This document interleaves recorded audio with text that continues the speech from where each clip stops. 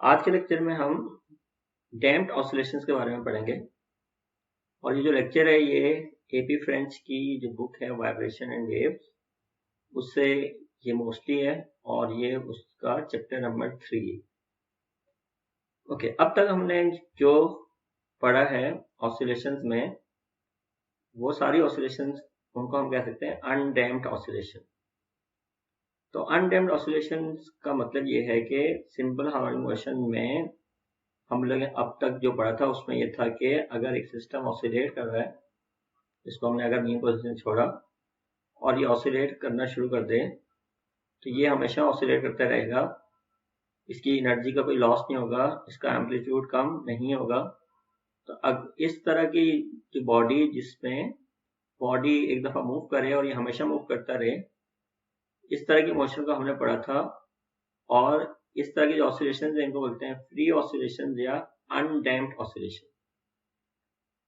और इनमें क्या होता है, एम्पलीट्यूड की वैल्यू हमेशा कांस्टेंट रहती है और ये हमेशा जो है एनर्जी का लॉस किए बगैर, एम्पलीट्यूड कम किए बगैर ऑसिलेट करती रहती है बॉडीज। तो ये जो अनडैम्प्ड बॉडीज होती हैं जिसमें एनर्जी का लॉस नहीं होता, जिसमें एम्पलीट्यूड चेंज नहीं होता, तो उसकी जो टोटल एनर्जी होती है वो कांस्टेंट रहती है। हम लोगों ने टोटल एनर्जी का फॉर्मूला पढ़ा था हाफ के एक्स एम स्क्वायर्ड, या इसकी एक और फॉर्म थी हाफ के ए स्क्वायर्ड, ए या एक्स एम एम्पलीट्यूड था। तो अगर एनर्जी का लॉस नहीं होगा तो ए तो कांस्टेंट है, तो एम्पलीट्यूड भी चेंज नहीं होगा। तो अगर ई कांस्टेंट है तो इसका मतलब है कि ए क्या है, कांस्टेंट। तो अनडैम्प्ड ऑसिलेशंस में एनर्जी का लॉस नहीं होता तो एम्पलीट्यूड चेंज नहीं होता, तो हर ऑसिलेशन सेम एम्पलीट्यूड से होती है। और दूसरी इनकी है कि one started the oscillation continue forever with a constant amplitude. और आपको याद है कि एम्पलीट्यूड हम खुद सेट करते थे कि हम जो है इसको कहां से स्टार्ट करें। सॉरी, ये बात गलत है। तो ये जो एम्पलीट्यूड था हम लोगों ने देखा था कि ये इनिशियल कंडीशन से सेट होता है। कि आपने देखा था कि आप टाइम t इक्वल टू 0 पर इसकी इनिशियल पोजीशन क्या है और इसकी इनिशियल वेलोसिटी क्या है। तो हम लोगों ने एक डेरिवेशन भी की थी जिसमें हमने इनिशियल पोजीशन और इनिशियल वेलोसिटी से एम्पलीट्यूड को सेट किया था।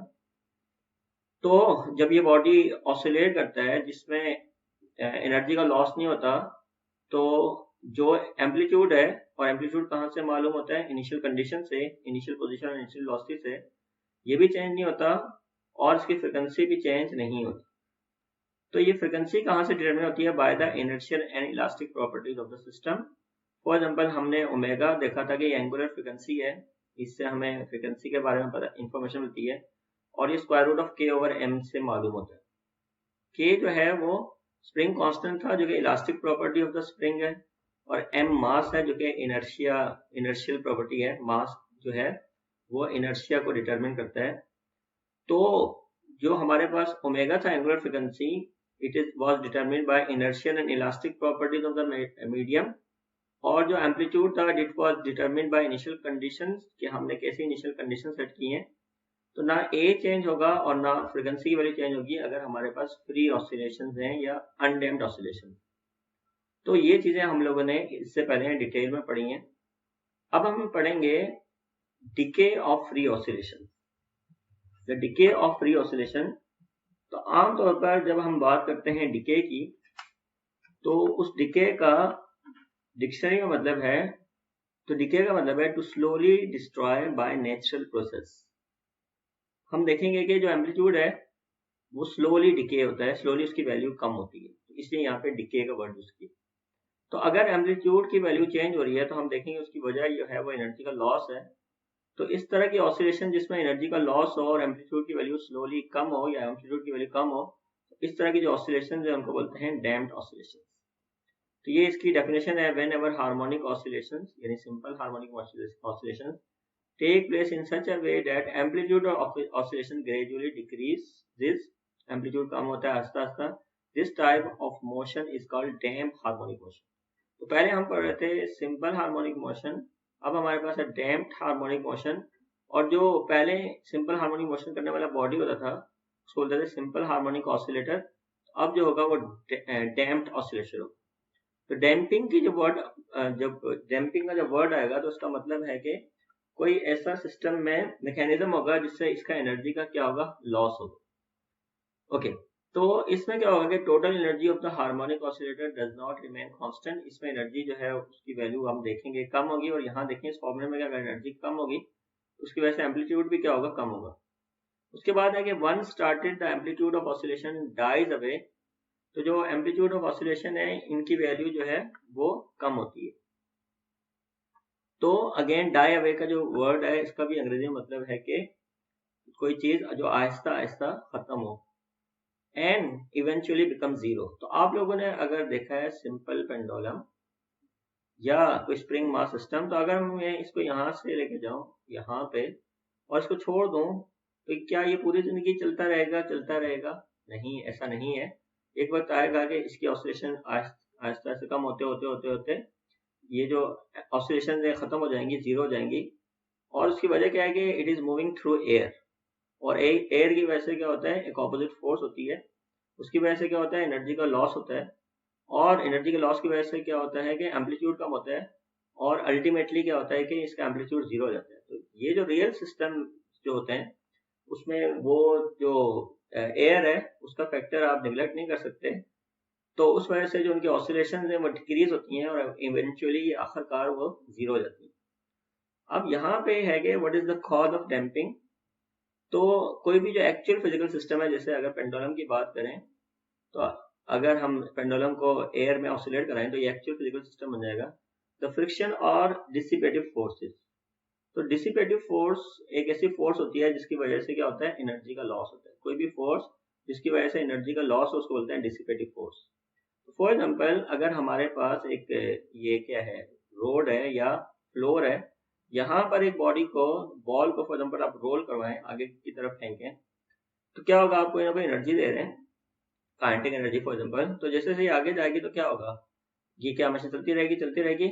नहीं, आपको पता है कि इसकी स्पीड क्या होगी, कम होगी, और अल्टीमेटली जो है वो ये बॉडी रेस्ट में आ जाएगा। इसका मतलब है इसके पास जो आपने एनर्जी दी थी in the form of kinetic energy वो जीरो होगी।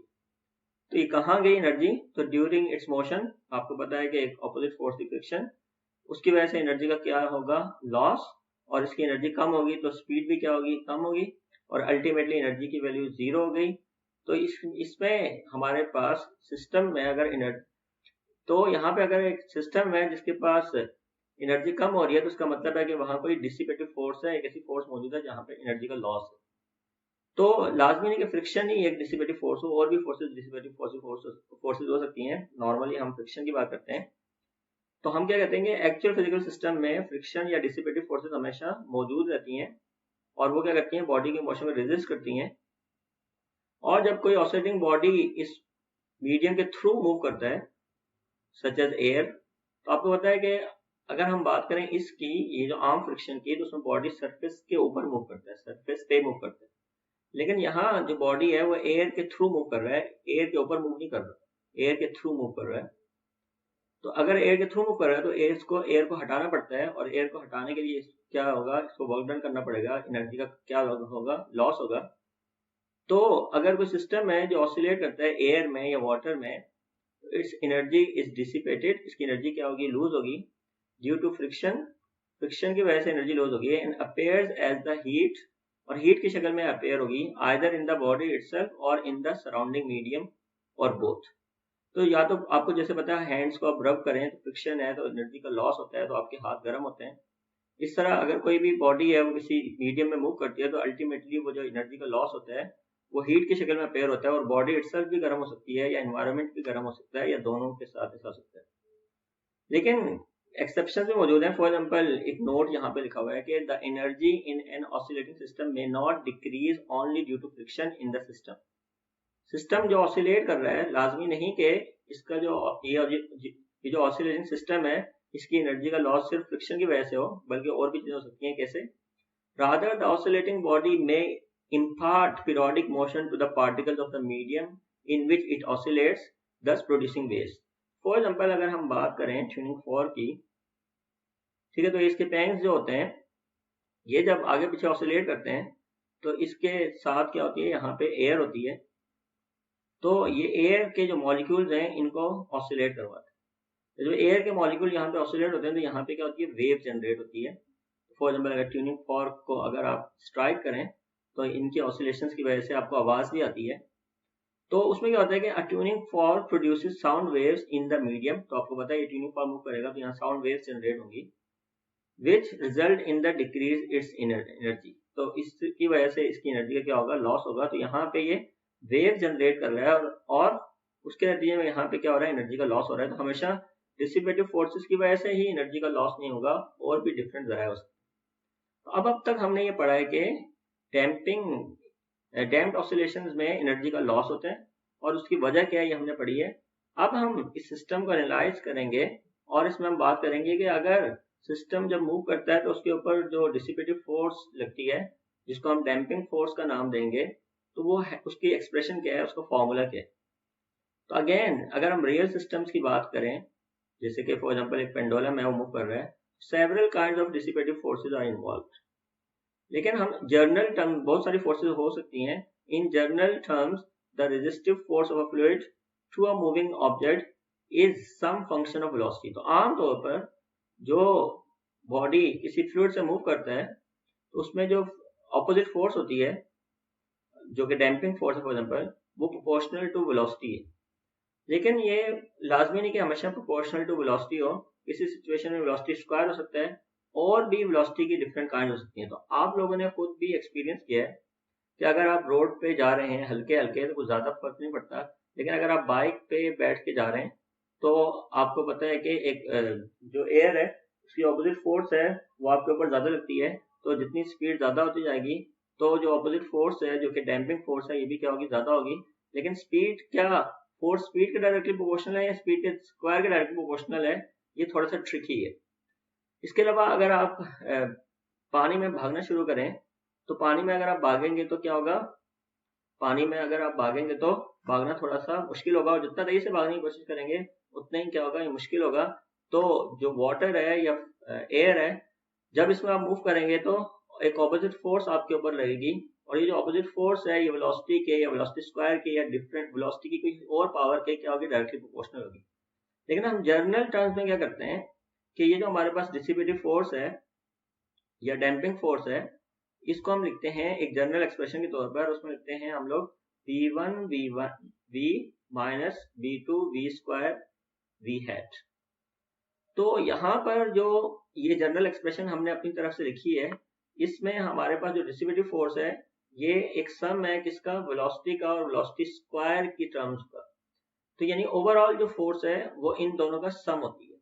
तो इसमें नेगेटिव साइन जो आ रहा है उसकी रीजन क्या है कि जो डिसिपेटिव फोर्स है ये वेलोसिटी के डायरेक्शन का ऑपोजिट है। यहाँ V हैट है, ये वेलोसिटी के डायरेक्शन को शो करता है, और ये डिसिपेटिव फोर्स इस वेलोसिटी के डायरेक्शन के ऑपोजिट। तो इन जनरल अगर हम ये वाली एक्सप्रेशन कंसीडर करें तो हमें सिस्टम को एनालाइज करना हमारे लिए काफी मुश्किल होगा।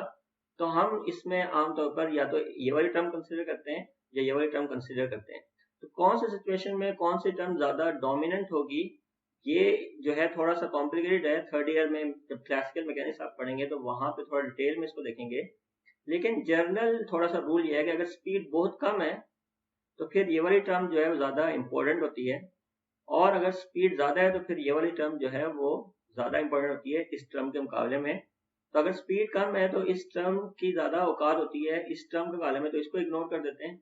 और अगर स्पीड ज्यादा है तो इस टर्म की औकात इस टर्म के मुकाबले में ज्यादा होती है, तो इसको इग्नोर कर देते हैं। तो यहाँ पे यही चीजें लिखी हैं कि ऑन राइट हैंड साइड ये वाली चीज, first term is called viscous term, इस पहली टर्म को बोलते हैं viscous term, and it is dominant if V is low. तो अगर स्पीड लो होगी तो ये ज्यादा डोमिनेंट होगी, इसकी ज्यादा औकात होगी as compare to this. E.g. Ball bearing drop in oil. तो अगर एक ऑयल है फॉर एग्जाम्पल ग्लिसरीन, कुछ लोगों ने ये एक्सपेरिमेंट भी किया होगा लैब में, और अगर वहां पर एक छोटी सी बॉल को अगर आप फेंकें तो वो स्लोली मूव करती है। इस तरह अगर शहद है उसके अंदर एक छोटी सी बॉल को फेंकें तो वो बहुत स्लोली मूव करेगा। तो उस केस में ये वाली जो टर्म है वो ज्यादा डोमिनेंट होगी। Whereas second term is called pressure term, ये जो second term है इसको pressure term कहते हैं, और it is dominant if V is large। अगर V ज्यादा होगा तो ये ज्यादा डोमिनेंट होगी। इसकी छोटी सी एग्जांपल लें, फॉर एग्जांपल अगर V है 0.01 तो V स्क्वायर क्या हो जाएगा, 0.0001 हो जाएगा। तो आप नोट करें अगर V कम है तो ये ज़्यादा है और इसकी औकात कम होगी। लेकिन अगर v ज़्यादा हो गया, फॉर एग्जाम्पल इवन अगर v 10 भी हो गया, तो v स्क्वायर क्या होगा, 10 का स्क्वायर 100, ये v स्क्वायर ज़्यादा होगा एज कम्पेयर टू v। तो ये वाली टर्म इसके मुकाबले में क्या होगी, ज़्यादा होगी।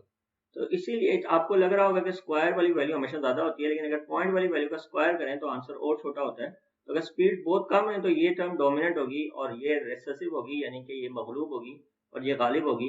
और अगर स्पीड ज़्यादा होगी तो इसकी औकात ज़्यादा होगी और इसकी औकात कम होगी। ओके, तो for example driving a car at high speed and rain drops. तो ये रेन ड्रॉप्स जब आते हैं एयर के थ्रू, या आप गाड़ी को किसी स्पीड पे चलाते हैं, इवन अगर आप एक बॉल क्रिकेट में बॉलिंग करवा रहे हैं, तो वो जो स्पीड्स भी हैं उन स्पीड्स पे ज़ाहिर है बॉल जो वो एयर के थ्रू जाती है, वहाँ एयर एक ऑपोजिट फोर्स देती है जिसको बोलते हैं डैम्पिंग फोर्स। इन स्पीड्स पे ये वाली जो टर्म होगी वो ज़्यादा डोमिनेंट होगी एज कम्पेयर टू दिस।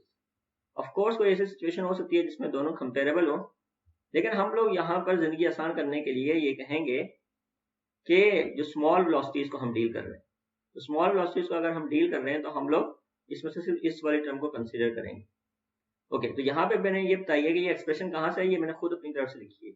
किसको देखते हुए लिखी है, इस ऑब्जर्वेशन को देखते हुए लिखी है कि कुछ सिचुएशन में ड्रैग जो फोर्स है वेलोसिटी के डायरेक्टली प्रोपोर्शनल होती है, कुछ सिचुएशन में v स्क्वायर के डायरेक्टली प्रोपोर्शनल होती है, और इन जनरल ये इन दोनों के, यानी जो ओवरऑल ड्रैग फोर्स है वो इन दोनों का कॉम्बिनेशन होती है। जो ओवरऑल फोर्स है उसमें ये वाली टर्म भी आती है और ये वाली टर्म में आती है b1 और b2 कुछ पॉजिटिव कांस्टेंट्स। लेकिन हम क्या करेंगे, यहाँ पे जिंदगी को आसान बनाएंगे और जिंदगी को आसान करने के लिए हम लोग ये कहेंगे कि जो ड्रैग फोर्स है it is proportional to velocity. ये जो ड्रैग फोर्स है ये वेलोसिटी के प्रोपोर्शनल है। लेकिन ड्रैग फोर्स अगर बॉडी आगे जा रही है,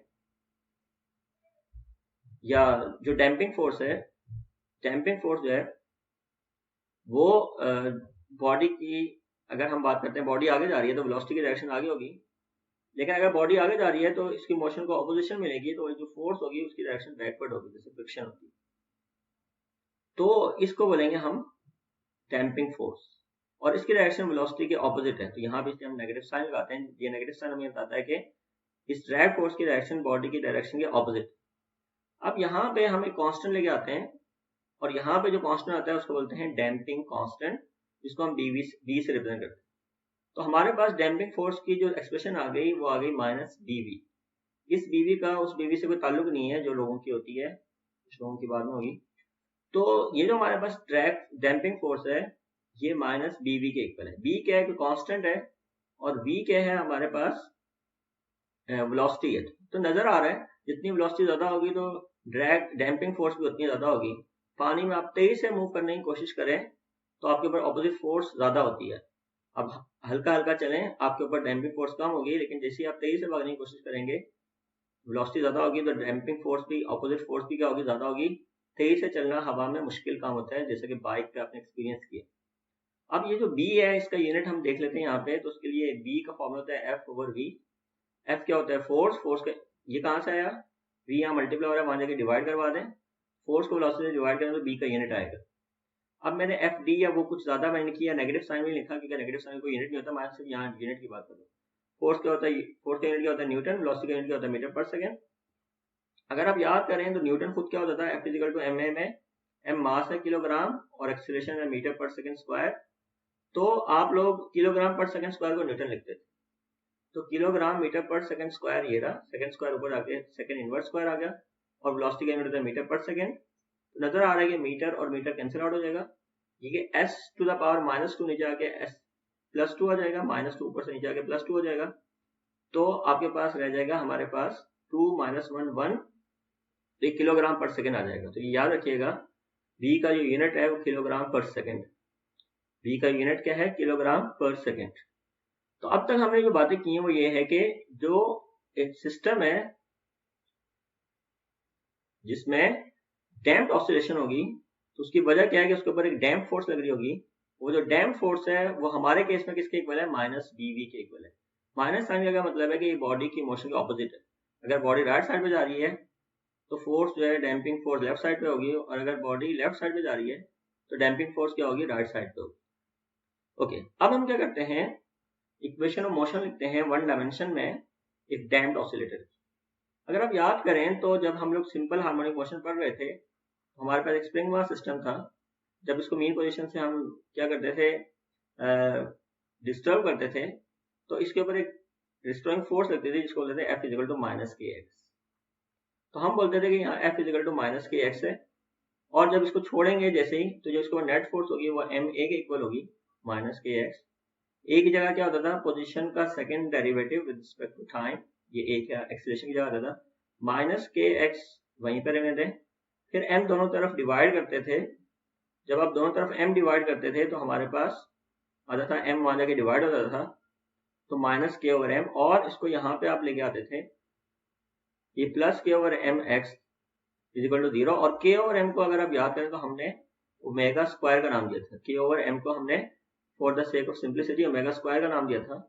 तो हमने कहा था कि ये जो हमारे पास इक्वेशन है ये एक डिफरेंशियल इक्वेशन है सेकंड ऑर्डर की, ये सेकंड ऑर्डर डिफरेंशियल इक्वेशन है और ये सिंपल हार्मोनिक मोशन को रिप्रेजेंट करती है। अब इसी तरह की एक डिफरेंशियल इक्वेशन हम लोग डैम्प्ड ऑसिलेशन के लिखना चाहते हैं।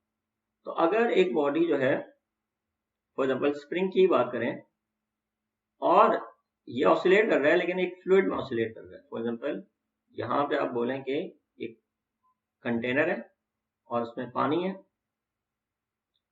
या इवन एयर भी है, यानी कोई भी फ्लूइड है, फ्लूइड में एयर भी शामिल है। जब हम फ्लूइड की बात करते हैं तो फ्लूइड क्या है, वो एयर भी फ्लूइड है और यानी कि एयर कुछ भी हो सकती है, ऑक्सीजन हाइड्रोजन वगैरह वगैरह, और लिक्विड भी एक फ्लूइड है, पानी हो गया, शहद हो गया, ग्लिसरीन हो गई, तो ये सारे फ्लूइड। तो अगर ये एयर में मूव कर रहा है तो तब भी ऑपोजिट फोर्स यहाँ पे एक्सपीरियंस करेगा। तो अगर ये बॉडी ऑसिलेट कर रहा है तो एक डिस्टोरिंग फोर्स तो होगी क्योंकि उसके बगैर तो ऑसिलेशन नहीं हो सकती। लेकिन जब ये ऑसिलेट कर रहा होगा तो साथ ही साथ क्योंकि ये फ्लूइड में मूव कर रहा है तो यहाँ पर एक डैम्पिंग फोर्स भी होगी, और उस डैम्पिंग फोर्स की जो वैल्यू होगी वो होगी माइनस बी। तो अब जो बॉडी मूव कर रहा होगा तो इसके ऊपर एक फोर्स नहीं लग रही होगी बल्कि दो फोर्सेस लग रही होंगी, एक रिस्टोरिंग फोर्स होगी और एक इसके ऊपर डैम्पिंग फोर्स होगी। तो जो नेट फोर्स होगी, नेट फोर्स वो restoring force plus damping force के इक्वल होगी। यानी जो ओवरऑल फोर्स है वो दो फोर्सेस होंगी, एक हमारे पास रिस्टोरिंग फोर्स है और दूसरी हमारे पास डैम्पिंग फोर्स। ओके, तो अब हम क्या करते हैं कि यहाँ पर इस सिस्टम को एनालाइज करते हैं, और इसके लिए मैं ये जगह जो है थोड़ी सी खाली करता हूँ और सिर्फ एक चीज मैं अपने ध्यान में रखता हूँ, और वो ये कि ये हमारे पास जो इक्वेशन है ये थी सिंपल हार्मोनिक मोशन करने वाली बॉडी की इक्वेशन, इसको ध्यान में रखता हूँ। और एक और चीज अपने ध्यान में रखता हूँ और मैं आपको रिकॉल कराता हूँ, इसकी जो इक्वेशन होती थी वो थी X equal to A cos omega T plus phi. तो हम लोग यहाँ पे क्या बोलते थे, ओमेगा क्या होता था, ओमेगा होता था एंगुलर फ्रिक्वेंसी और उसका फॉर्मूला होता था स्क्वायर रूट ऑफ के ओवर एम। बाकी फाई क्या होता था, इनिशियल फेज कांस्टेंट, ये और ए ये दोनों they were determined by initial conditions. तो ए और phi were determined by initial conditions. IC का मतलब है इनिशियल कंडीशन। और टी जाहिर है टाइम था, जैसे से टी यानी कि जब टाइम गुजर रहा था तो एक्स की value as a function of time vary कर रही थी। इसमें ए कांस्टेंट था, ओमेगा कांस्टेंट था और फाई कांस्टेंट था। फाई और A were determined by initial conditions and omega was determined by the properties of the system, जिस सिस्टम को हम एनालाइज कर रहे थे। तो इन चीजों को ध्यान में रखते हुए अब हम जो है डैम्प्ड ऑसिलेटर को एनालाइज करना चाहते हैं और उसमें हम देखते हैं कि जो नेट फोर्स है वो रिस्टोरिंग फोर्स और डैम्पिंग फोर्स के इक्वल। तो नेट फोर्स का जो पर्सनल फॉर्मूला है न्यूटन सेकंड लॉ के मुताबिक वो ma है, क्योंकि हम एक्सीलरेशन मालूम करना चाहते हैं। और रिस्टोरिंग फोर्स भी नो कि वो माइनस के एक्स के इक्वल है और डैम्पिंग फोर्स जो है वो माइनस bv के इक्वल। अब आपको ये पता है कि जो एक्सीलरेशन है वो पोजीशन का सेकंड डेरिवेटिव होता है, और जो हमारे पास वेलोसिटी है, वेलोसिटी वो पोजीशन का फर्स्ट डेरिवेटिव होती है। वेलोसिटी क्या होता है, rate of change of position. हम वन डायमेंशन की बात कर रहे हैं या थ्री डायमेंशन में होता है dr/dt है। अब फिर हम क्या करेंगे, जैसे हमने पहले किया था, m वहां जाके डिवाइड करवा देंगे, ये सेकंड डेरिवेटिव ऑफ पोजीशन आ जाएगा विद रिस्पेक्ट टू टाइम, और m जब डिवाइड होगा दोनों तरफ तो ये k ओवर mx आ जाएगा माइनस b ओवर m और dx dt आ जाएगा। अब हम क्या करते हैं, सारी चीजों को लेफ्ट साइड पे लेके आते हैं। जब सारी चीजों को लेफ्ट साइड पे लेके आएंगे तो हमारे पास आ जाएगा d2x dt2, और ये सेकंड डेरिवेटिव है पोजीशन का, तो हम फिर उसके बाद वो टर्म लिखते हैं this is first derivative of position. ये टर्म यहाँ माइनस हो रही है, वहां पे आके ओवरऑल प्लस हो जाएगी, plus B over M D X D T आ जाएगा, और ये वाली टर्म भी यहाँ माइनस हो रही है, वहां पे जाके प्लस हो जाएगी, plus K over M x आ जाएगा। तो ये हमारे पास आ गई डिफरेंशियल इक्वेशन। अब इसमें जैसे के और एम कांस्टेंट थे, भी आपको पता है डैम्पिंग कांस्टेंट, ये बी डैम्पिंग कांस्टेंट सिग्निफाई करता है कि किस मीडियम की बात कर रहे हैं। अगर वाटर होगा तो उसके लिए डैम्पिंग कांस्टेंट अलग होगी, एयर के लिए अलग होगी। इसके अलावा और भी चीजें होती हैं, जैसे for example shape of the body कैसी है। आपको पता है कि जो गाड़ी वगैरह है उनको के डिजाइन को इस तरह से बनाया जाता है कि डैम्पिंग जो है वो कम से कम हो। ओके, तो ये बी और एम कांस्टेंट है, के और एम कांस्टेंट में क्या करते हैं, इनका नाम दे देते हैं। तो हम लेट करते हैं कि यहाँ पे हमारे पास जो बी ओवर एम है उसको हम बोलते हैं गैमा, गैमा की कांस्टेंट, और के ओवर एम को पहले की तरह बोलेंगे ओमेगा, लेकिन अब इसको बोलेंगे ओमेगा नॉट स्क्वायर। और उसकी वजह यह हम देखेंगे कि डैम्पिंग की वजह से फ्रीक्वेंसी में डिफरेंस आता है, फ्रीक्वेंसी चेंज हो जाती है। तो अगर सिस्टम अनडैम्प्ड है तो उसके लिए हम लोग बात करेंगे ओमेगा नॉट स्क्वायर की, अगर डैम्प होगा तो उसके लिए फिर ओमेगा की बात करेंगे। इसलिए ओमेगा नॉट स्क्वायर का मतलब है frequency of the body when there is no damping. Okay, अब हमारी इक्वेशन कैसी हो जाएगी, इन कॉन्स्टेंट्स को यूज करके d2x dt2 plus b over m की जगह आ जाएगा गैमा, और यह आ जाएगा dx dt, और k ओवर m की जगह आ जाएगा ओमेगा नॉट स्क्वायर और x। This is second order differential equation for damped oscillator. ये डैम्प्ड ऑसिलेटर के लिए जो है सेकेंड ऑर्डर डिफरेंशियल इक्वेशन, इसका नाम दिया हुआ है 1। एक चीज नोट करें कि गैमा बी ओवर एम, अगर कोई डैम्पिंग ना होती तो बी क्या होता, जीरो होता। अगर बी जीरो होता तो गैमा जीरो होता, और अगर गैमा जीरो होता तो ये पूरी टर्म जीरो हो जाती, और अगर ये पूरी टर्म जीरो हो जाती तो बाकी क्या रह जाता है, second derivative position with respect to time plus omega naught square X is equal to zero. ये वही चीज आ जाती जो कि हमारे पास अनडैम्प्ड सिस्टम था, और इसका सोल्यूशन ये होता। तो अब हमें क्या करना है, इसका सोल्यूशन मालूम करना।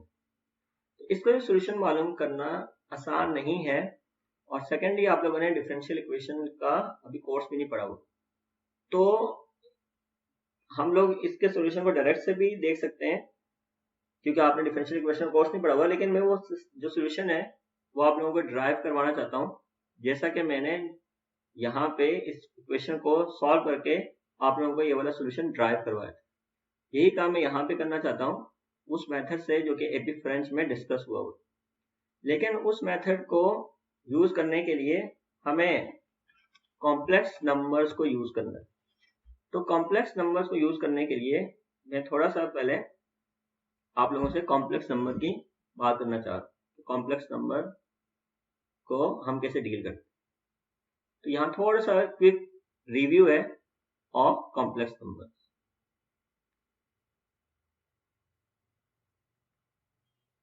कॉम्प्लेक्स नंबर्स का क्विक रिव्यू आप लोगों ने इसको पढ़ा हुआ है, लेकिन मैं इसको यहाँ पे क्योंकि यूज करूंगा इसलिए मैं इसकी बात कर रहा हूँ। तो आप लोगों ने पढ़ा था कि आमतौर पर कॉम्प्लेक्स नंबर को हम z से रिप्रेजेंट करते हैं, और वो आप लोग लिखते थे x plus iota y। x real number है, y रियल नंबर है, लेकिन ये कॉम्प्लेक्स नंबर का रियल पार्ट है और ये इमेजिनरी पार्ट है। ओके, हम लोग यहाँ पे ये जो आपको पता है आयोटा क्या होता था, स्क्वायर रूट ऑफ -1, तो इसको आयोटा से रिप्रेजेंट करने के बजाय यहाँ पे हमारे बुक में इसको j से रिप्रेजेंट किया। अब j से रिप्रेजेंट करने की एक रीजन ये है कि ये कॉम्प्लेक्स नंबर जो है फिजिक्स में सर्किट एनालिसिस में बहुत ज्यादा इस्तेमाल होते हैं, और सर्किट्स में करंट की बात होती है और करंट को हम I से रिप्रेजेंट करते हैं। तो अगर कॉम्प्लेक्स नंबर को भी I से रिप्रेजेंट करें और करंट को भी I से रिप्रेजेंट करें तो कंफ्यूजन हो सकती है। तो फिजिक्स के जो लोग हैं वो कॉम्प्लेक्स नंबर को I से रिप्रेजेंट करने के बजाय J से रिप्रेजेंट करते हैं। तो एक ही चीज है, ये आयोटा का जो रोल है वो यहाँ पे J प्ले कर रहा है, तो बात एक ही। तो आप लोगों ने ये पढ़ा था कि हम इसको क्या कर सकते हैं, विजुलाइज कर सकते हैं इन अ कॉम्प्लेक्स प्लेन। आप लोगों ने आर्गन डायग्राम्स वगैरह पढ़ी थी।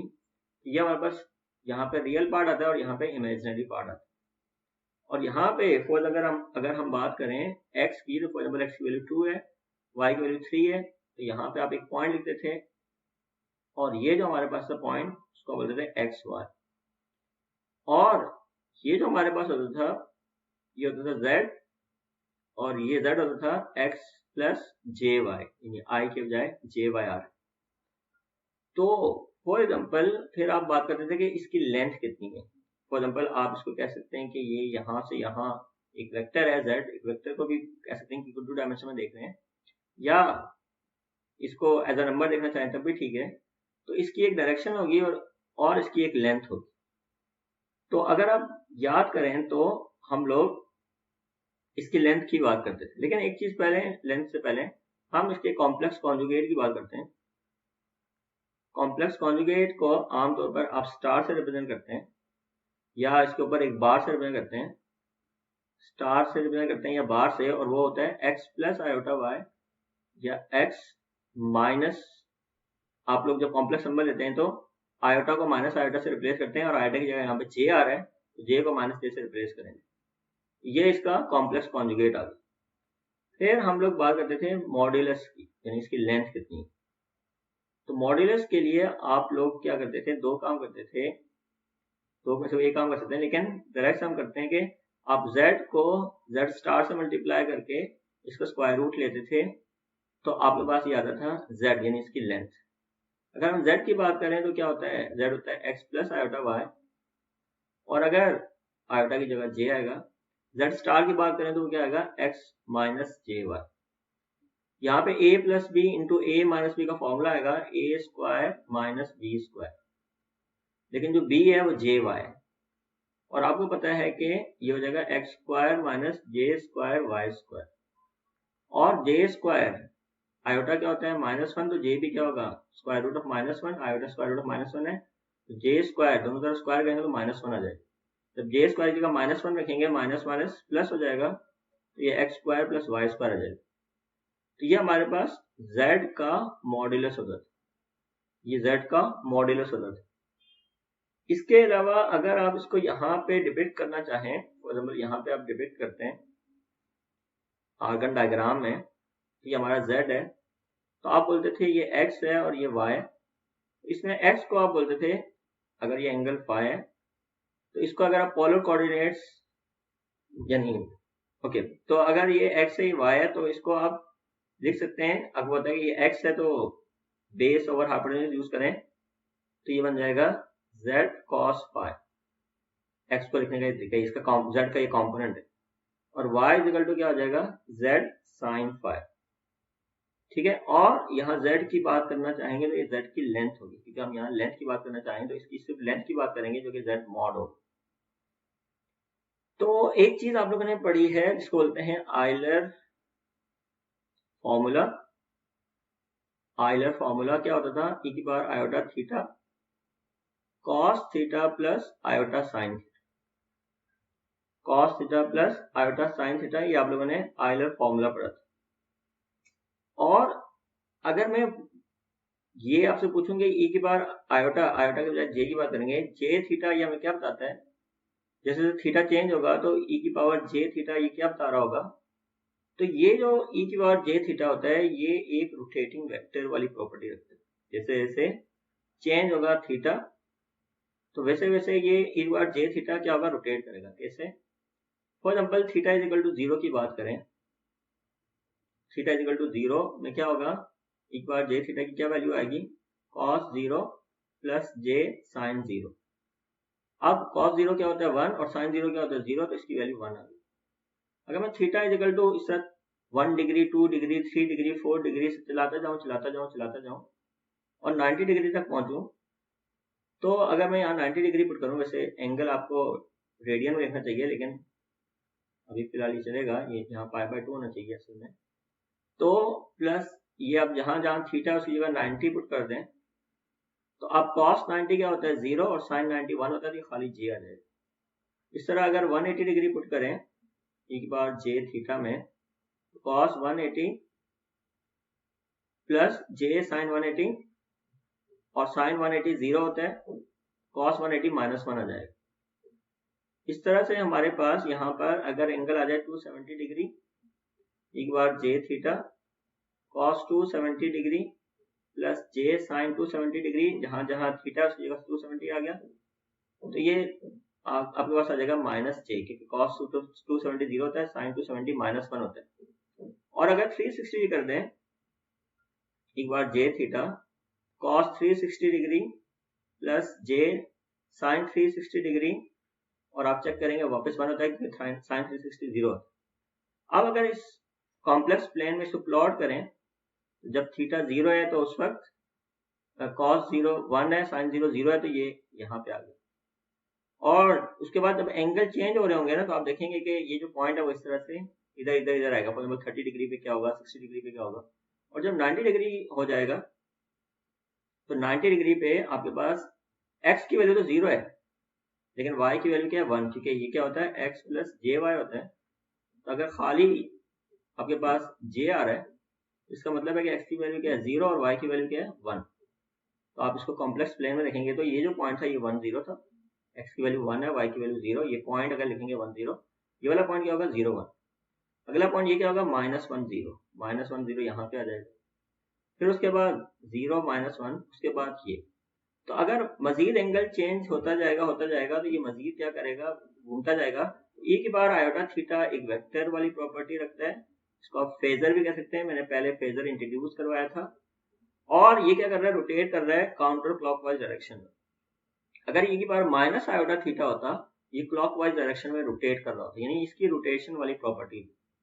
और क्योंकि ये कॉम्प्लेक्स नंबर है, तो अगर मैं बात करूं इस कॉम्प्लेक्स नंबर की, तो ये जो कॉम्प्लेक्स नंबर है ये कंटिन्यूसली क्या हो रहा है, चेंज हो रहे हैं, और ये क्या कर रहा है, रोटेट कर रहा है। और अगर मैं इसकी मैग्नीट्यूड मालूम करना चाहूँ, कॉम्प्लेक्स नंबर की मैग्नीट्यूड कैसे मालूम करते हैं, एक तरीका ये कि आप रियल पार्ट का स्क्वायर यानी x का स्क्वायर करें, फिर y का स्क्वायर करें, x का स्क्वायर करें और y का स्क्वायर करें। यहाँ अगर मैं इसका मॉड मालूम करना चाहता हूँ, e की पावर आयोटा थीटा का मॉड, तो वो क्या होगा, स्क्वायर रूट ऑफ ये रियल पार्ट स्क्वायर जो कि cos स्क्वायर थीटा होगा, प्लस इमेजिनरी पार्ट स्क्वायर जो कि साइन होगा, और cos square theta plus sine square theta क्या होता है 1 होता है। और अगर जनरल बात करना चाहें, जनरल बात, तो आपके पास z इज इक्वल टू क्या है, x प्लस जे वाई।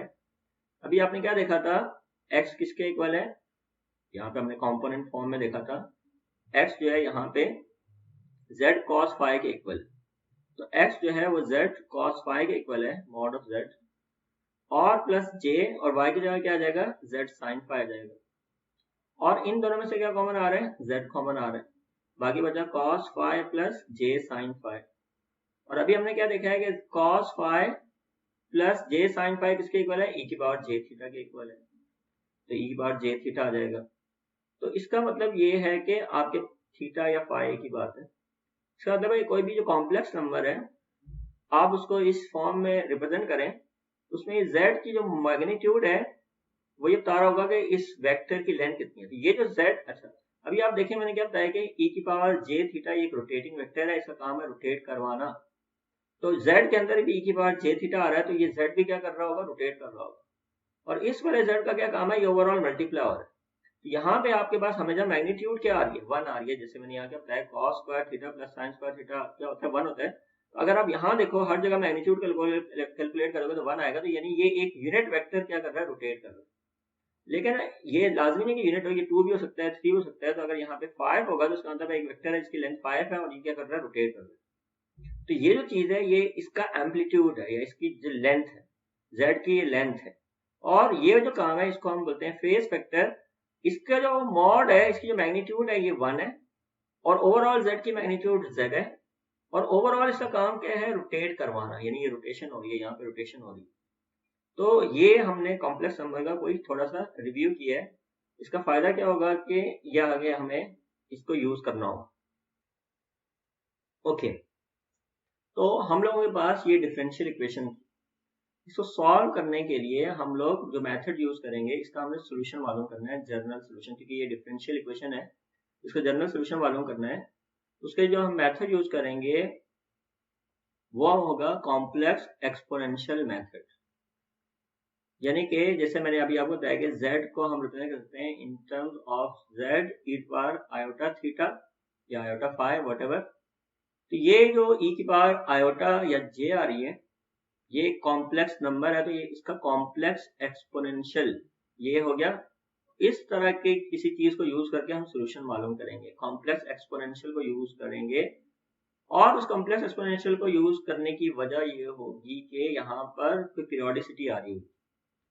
तो यहाँ पर अगर हम बात करें, एक चीज मैं बताना भूल गया यहाँ पे, जब मैंने ये कॉम्प्लेक्स नंबर डिफाइन किया z is equal to x plus J Y, तो अगर मैं बोलूँ रियल पार्ट ऑफ z क्या है तो वो होगा x, और अगर बोलूँ इमेजिनरी पार्ट ऑफ z क्या है ये होगा इमेजिनरी पार्ट ऑफ z, तो इमेजिनरी पार्ट ऑफ z क्या है वो y है। इस तरह अभी आपने देखा है कि x इज इक्वल टू, या कोई और कॉम्प्लेक्स नंबर था e की बार आयोटा थीटा या आयोटा फाई, तो वो क्या था cos फाई प्लस जे साइन फाई। तो अगर मैं इसके रियल पार्ट की बात करूं तो इसका रियल पार्ट क्या होगा cos आएगा, और इसका इमेजिनरी पार्ट क्या आएगा sin आएगा। और अगर आप याद करें जब हमने सिंपल हार्मोनिक मोशन पढ़ी थी तो वहां पे हमारे पास आया था x equal to a cos theta, या कोई और फेज भी था ओमेगा t प्लस फाई भी कह सकते हैं। तो अगर इस तरह का हम लोगों ने जो वहां सोल्यूशन किया था वहां पे भी हम कॉम्प्लेक्स एक्सपोनेंशियल मेथड यूज कर सकते थे, और जब फाइनल चीज आ जाती है z वाली तो उसके अंदर से उसका रियल पार्ट मालूम करते हैं, तो रियल पार्ट ये cos आ जाता है। यानी मतलब ये है कि आपके पास ये जो कॉम्प्लेक्स एक्सपोनेंशियल है इसका जब आप रियल पार्ट लेंगे तो वो आपका एक सोल्यूशन होगा। इस तरह अगर आपको याद हो तो मैंने बताया था कि साइन से भी सोल्यूशन आ सकता है, अगर आप साइन वाला सोल्यूशन चाहते हैं तो इमेजिनरी पार्ट से भी आपके पास एक पॉसिबल सोल्यूशन आ सकता है। तो ये जो कॉम्प्लेक्स एक्सपोनेंशियल मेथड है इसमें ओवरऑल एक वेक्टर को लेके चलेंगे, और फाइनली जो हमारा रिजल्ट आ रहा होगा वो उसका या तो रियल पार्ट होगा जो कि आमतौर पर होता है, या इमेजिनरी पार्ट होगा। ओके, तो यहाँ ये हमारी जो इक्वेशन है ये मेन इक्वेशन है, इसको अपने ध्यान में रखना है। इसको मैंने इक्वेशन नंबर 1 का नाम दिया हुआ है। इसको सॉल्व करने के लिए हम एक कॉम्प्लेक्स एक्सपोनेंशियल मेथड यूज करेंगे, और उसके लिए हम ये अज्यूम करेंगे कि जो हमारा सोल्यूशन है वो z है, और z क्या होगा कोई रोटेटिंग वेक्टर होगा। तो और आखिर में जब हमारा फाइनली जब z आ जाएगा सोल्यूशन z होगा तो उसका रियल पार्ट मालूम करेंगे तो ऑटोमेटिकली x आ जाएगा। तो जो हमारी डिफरेंशियल इक्वेशन है वो इन टर्म्स ऑफ x लिखने के बजाय हम लोग उसको लिखेंगे इन टर्म्स ऑफ z, यानी कि अब हम x मालूम करने के बजाय z मालूम कर रहे होंगे, और जैसे ही z मालूम हो जाएगा तो आखिर में हम बोलेंगे कि हमारे पास जो z आ गया उसका रियल पार्ट मालूम करो, और वो जो रियल पार्ट होगा वो उसका सोल्यूशन होगा। तो यहाँ मैंने क्या बताया कि हमारी डिफरेंशियल इक्वेशन है जिसमें x हमें मालूम करना था कि किस तरह से x ऑसिलेट करता है जब डैम्पिंग मौजूद हो, और जब हम इसको सॉल्व करने लगते हैं तो हम कहते हैं कि हम कॉम्प्लेक्स एक्सपोनेंशियल मेथड यूज करेंगे जिसमें हम कॉम्प्लेक्स नंबर को यूज करेंगे जिसको हम z से रिप्रेजेंट करते हैं। तो इंस्टेड ऑफ फाइंडिंग x हम लोग z मालूम करने होंगे, और z के लिए जो डिफरेंशियल इक्वेशन होगी वो ये वाली ही होगी, लेकिन उसमें x की जगह क्या आ जाएगा z आ जाएगा। और फाइनली जब z आ जाएगा तो उसका रियल पार्ट मालूम करेंगे, और वो जो रियल पार्ट होगा वो सोल्यूशन होगा। ओके, अब इसका सोल्यूशन क्या है तो हम लोग यहाँ पे करते हैं गेस। अब लोगों ने ये काम पहले से किया हुआ है तो उन्होंने देखा कि अगर हम इसका सोल्यूशन इस फॉर्म में x z is equal to a e to the power j pt plus alpha की शक्ल में लिखें, ये गैस करें तो हमारे पास करेक्ट आंसर आता है। तो ये z हमें मालूम करना है और हम ये गैस कर रहे हैं कि ये सोल्यूशन है। अब इसमें जो हमारे पास कुछ कांस्टेंट्स हैं उसमें एक कांस्टेंट a है, एक कांस्टेंट p है, एक कांस्टेंट अल्फा है, तो ये तीनों चीजें हमें मालूम करके यहाँ पुट करनी है। तो a और अल्फा ये क्या है, are the two constants whose values depend on the initial values of displacement and velocity. तो जो पहले आपके पास था x equal to a cos omega t plus phi, वहां a का मतलब एम्पलीट्यूड होगा, यहाँ भी a का मतलब एम्पलीट्यूड होगा, मतलब लेंथ, जैसे हमने यहाँ देखा था कि z की मैक्सिमम वैल्यू थी, और ये a जो होगा वो एम्पलीट्यूड को रिप्रेजेंट करेगा। प्लस आपको याद है यहाँ पे होता था फाई, लेकिन यहाँ उस फाई का रोल कौन प्ले कर रहा होगा, अल्फा। और आपको याद होगा ए और फाई दोनों कौन डिटरमिन करता था, इनिशियल कंडीशंस। यहाँ ए और अल्फा कौन डिटरमिन कर रहा होगा, इनिशियल कंडीशंस। पी भी कोई नंबर होगा, और अगर आप याद करें टी के साथ क्या मल्टीप्लाई होते हैं, ओमेगा, एंगुलर फ्रीक्वेंसी। यहाँ टी के साथ जो मल्टीप्लाई होने वाली चीज होगी ये पी, इसमें भी एंगुलर फ्रीक्वेंसी की एक खुशबू या बदबू स्मेल होगी। हम कहते हैं कि it has a smell of angular frequency, लेकिन हम देखेंगे कि ये पी की रिक्वायरमेंट ये है कि इट मस्ट बी कॉम्प्लेक्स।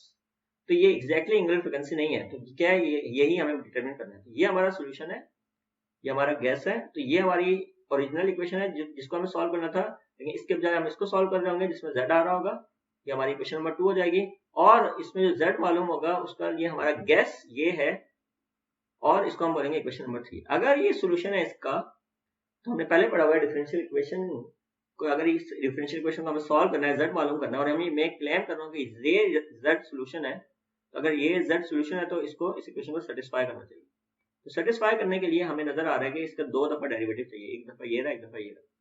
तो इसका डेरिवेटिव लेते हैं dz dt, दायरा t की रिस्पेक्ट से, क्योंकि बाकी तीनों चीजें कांस्टेंट है। a कांस्टेंट है, डेरिवेटिव से बाहर आ जाएगा, और e की पावर आ जाएगा jpt प्लस अल्फा। और e की पावर का जब डेरिवेटिव लेते हैं तो पावर का दोबारा से भी डेरिवेटिव लेते हैं। तो पावर का जब दोबारा से डेरिवेटिव लेंगे jpt प्लस अल्फा का, तो हमारे पास क्या होगा, ये जो डेरिवेटिव है ये इस पहली टर्म के ऊपर भी आएगा, सेकंड टर्म के ऊपर भी आएगा। j कांस्टेंट है, बाहर आ गया, और जब p के ऊपर pt के ऊपर डेरिवेटिव आएगा तो p कांस्टेंट है, बाहर आ जाएगा। t का डेरिवेटिव रिस्पेक्ट टू t 1 आ जाएगा, अल्फा कांस्टेंट है, उसका डेरिवेटिव 0 आ जाएगा, खाली रह जाएगा pj। तो खाली रह जाएगा pj, तो इस चीज को ध्यान में रखिएगा, pj रह गया तो हमारे पास यहाँ पे आ जाएगा a, और यहाँ पे आ जाएगा jp या pj, एक ही बात है, pj e बार j pt प्लस अल्फा। तो हमने जब इसका डेरिवेटिव लिया तो पावर का जब दोबारा से डेरिवेटिव लिया और jp आ गया, तो ये हमारे पास डेरिवेटिव आ गया, इसको लिखने की जरूरत नहीं है। तो ये एक्सप्रेशन आ गई, इसका एक दफा डेरिवेटिव आया, लेकिन हमें इसका एक और दफा फिर डेरिवेटिव चाहिए। जब इसका फिर डेरिवेटिव लेंगे तो a कांस्टेंट डेरिवेटिव से बाहर आ जाएगा, p कांस्टेंट डेरिवेटिव से बाहर आ जाएगा, j कांस्टेंट डेरिवेटिव से बाहर आ जाएगा, फिर e की बार j pt प्लस अल्फा का वैसे ही आ जाएगा, और इसका दोबारा से जब डेरिवेटिव लेंगे तो दोबारा से pj बाहर आ जाएगा, और जब pj बाहर आएगा तो पहले से एक pj बैठा हुआ है तो p स्क्वायर j स्क्वायर आ जाएगा, p से p स्क्वायर, j से j स्क्वायर, और e की बार j pt प्लस अल्फा आ जाएगा। अब आपको पता है कि j आयोटा वाला, j जो है वो आयोटा है, तो आयोटा स्क्वायर क्या होता है -1, तो j स्क्वायर क्या हो जाएगा -1। अगर j स्क्वायर -1 है तो d2z dt2 is equal to a p square, और j स्क्वायर की जगह -1 आ जाएगा तो ओवरऑल यहाँ नेगेटिव आ जाएगा, और आ जाएगा e to the power j pt plus alpha. Okay, तो अब ये हमारे दोनों डेरिवेटिव्स आ गए, इनको उठा के पुट करेंगे इक्वेशन नंबर 2 में। तो इक्वेशन नंबर 2 में पुट करते हैं।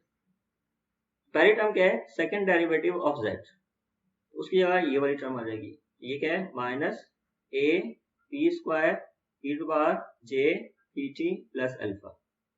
ये क्वेश्चन नंबर 2 की पहली टर्म है। उसके बाद क्या मल्टीप्लाई हो रहा है, गैमा, ये गैमा मल्टीप्लाई हो रहा है, सॉरी उसके बाद क्या आ रहा है, गैमा आ रहा है, फिर क्या आ रहा है dz dt से मल्टीप्लाई हो रहा है, और dz dt क्या है, वो ये है, क्या है वो है हमारे पास a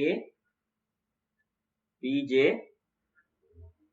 e to power j pj pt plus alpha, ये सेकंड टर्म आ गई यहाँ पे। उसके बाद क्या आ रहा है ओमेगा नॉट स्क्वायर, तो हमारे पास आ रहा है यहाँ पे omega naught square plus omega naught square, उसके बाद z आ रहा है, और z की जगह क्या आ जाएगा a e to power j pj plus alpha pt plus alpha रहा इज इक्वल टू 0। तो ये हमने क्या किया, हमने सेकंड डेरिवेटिव को फर्स्ट डेरिवेटिव को यहाँ पुट किया और z की वैल्यू को यहाँ पुट किया। क्यों कर रहे हैं ऐसा, क्योंकि ये डिफरेंशियल इक्वेशन है और हम ये क्लेम कर रहे हैं तो z इसका सोल्यूशन। ओके, अब हम क्या करते हैं, इनमें से देखते हैं कॉमन क्या है। तो आप देखें यहाँ पे, यहाँ भी a है, यहाँ भी a है, यहाँ भी a है, और सेकेंडली आप यहाँ पे देखें कि e की power e to the power j pt plus alpha तीनों में, तो कॉमन क्या आएगा, एक a कॉमन आएगा और e to power j pt plus alpha common आएगा, तो बाकी क्या रह जाएगा, बाकी हमारे पास रह जाएगा minus p square plus gamma pj plus omega naught square, ये रह जाएगा।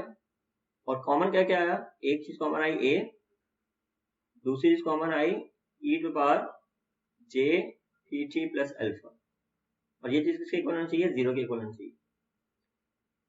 ओके, अब हम देखते हैं कि a e to power j pt plus alpha, इसकी आगे आ जाएगा z आ जाएगा, a e to power j pt plus alpha, ये क्वेश्चन नंबर 3 है, तो 3 को यूज करो, तो आपके पास क्या आ जाएगा minus p square plus pj plus omega naught square वैसे ही आ गया, और इस चीज की जगह आ गया z, और ये चीज किसके इक्वल होना चाहिए, 0 के इक्वल होना चाहिए। अब इन दोनों का प्रोडक्ट 0 के इक्वल है, या तो z 0 के इक्वल होना चाहिए या ये 0 के इक्वल होना चाहिए, लेकिन अगर z 0 के इक्वल हो गया तो काम खराब हो जाएगा, क्योंकि z तो सोल्यूशन है, सोल्यूशन 0 आने का मतलब कुछ भी नहीं है, और कुछ भी नहीं का मतलब कोई ऑसिलेशन नहीं है, लेकिन हमें पता है कि डैम्प्ड ऑसिलेशन है तो z शुड नॉट बी 0। अगर यहाँ z 0 नहीं है तो इसका मतलब क्या होगा, इसका मतलब ये होगा कि आपके पास जो minus P square plus P जे प्लस ओमेगा नॉट स्क्वायर, ये क्या होना चाहिए, 0 होना चाहिए। ओके, अब हमें ये पता है कि इसमें जो P है वो आपको याद हो कि वो पावर में आ रहा था, तो ये आपके पास है एक अगर ये खाली रियल होता, ये इमेजिनरी होता, ये रियल होता, तो ओवरऑल ये 0 नहीं हो सकता था। तो अगर ये 0 के इक्वल है, ये उसी वक्त पॉसिबल है जब P खुद क्या हो, कॉम्प्लेक्स हो। तो P मस्ट बी कॉम्प्लेक्स, यहाँ पे लिखा हुआ है P मस्ट बी कॉम्प्लेक्स, क्योंकि इसके बगैर ये चीज 0 नहीं हो सकती। और हम ये अज्यूम करते हैं, लेट करते हैं कि P जो है अगर कॉम्प्लेक्स है तो इसका एक कोई रियल पार्ट होगा और इसका कोई इमेजिनरी पार्ट होगा। तो उसके लिए हम ये लेट करते हैं कि P जो है वो n प्लस जे एस के इक्वल है। n कोई नंबर है, s कोई नंबर है, j वही आयोटा वाला j। ये क्यों लिखा है, क्योंकि हम कहते हैं कि P कोई रियल P कोई कॉम्प्लेक्स होना चाहिए, इसका एक रियल पार्ट होना चाहिए और एक इमेजिनरी पार्ट होना चाहिए। तो ये आप a और b भी लिख सकते थे, कुछ और भी लिख सकते थे, लेकिन हम क्योंकि एपी फ्रेंच फॉलो कर रहे हैं तो वहां पे n और s लिखा हुआ है, कुछ और भी नोटेशन आप यूज कर सकते हैं। तो अगर P ये है तो हम इस इक्वेशन को बोलते हैं इक्वेशन नंबर 4 है, और P वाली जो इक्वेशन है वो इक्वेशन नंबर 5 है। तो अब हम क्या करते हैं, इस P को उठा के यहाँ पुट करते हैं। जब P को उठा के पुट करेंगे 5 in 4, तो हमारे पास क्या होगा, यहाँ पे आ जाएगा minus P square, minus P square. P की जगह क्या आ जाएगा, n प्लस जे एस, उसका क्या आ रहा है स्क्वायर, प्लस P की जगह दोबारा से क्या आ जाएगा n प्लस जे एस, और उसके बाद क्या मल्टीप्लाई हो रहा है j, उसके बाद क्या आ रहा है प्लस ओमेगा नॉट स्क्वायर, और ये चीज किसके इक्वल है, 0 के इक्वल। अब यहाँ पे आप यूज करें a plus B whole square. a plus B whole square क्या होगा, a square plus 2ab plus B square, और यहाँ पे आपके पास है n, और ये किससे मल्टीप्लाई हो रहा है j से, प्लस j किससे मल्टीप्लाई हो रहा है j से, तो j स्क्वायर हो जाएगा s plus omega naught square is equal to 0। Okay, अब क्या करेंगे, ये माइनस है उसको मल्टीप्लाई करते हैं सबसे, तो minus n square plus 2js, ये आपको पता है कि जे स्क्वायर क्या होता है -1, तो माइनस माइनस क्या हो जाएगा प्लस, तो ये एस स्क्वायर हो जाएगा। और यहाँ पर आपके पास जो है वो है एन जे, जे स्क्वायर क्या होता है -1,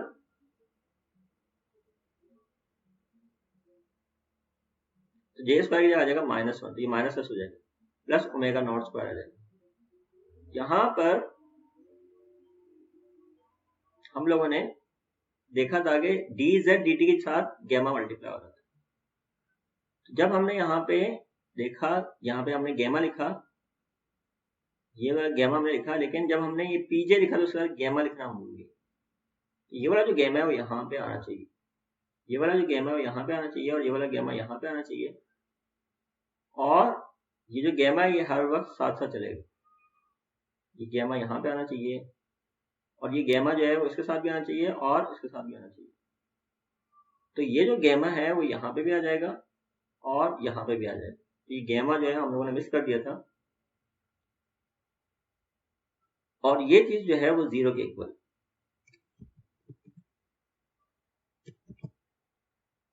इज इक्वल टू 0।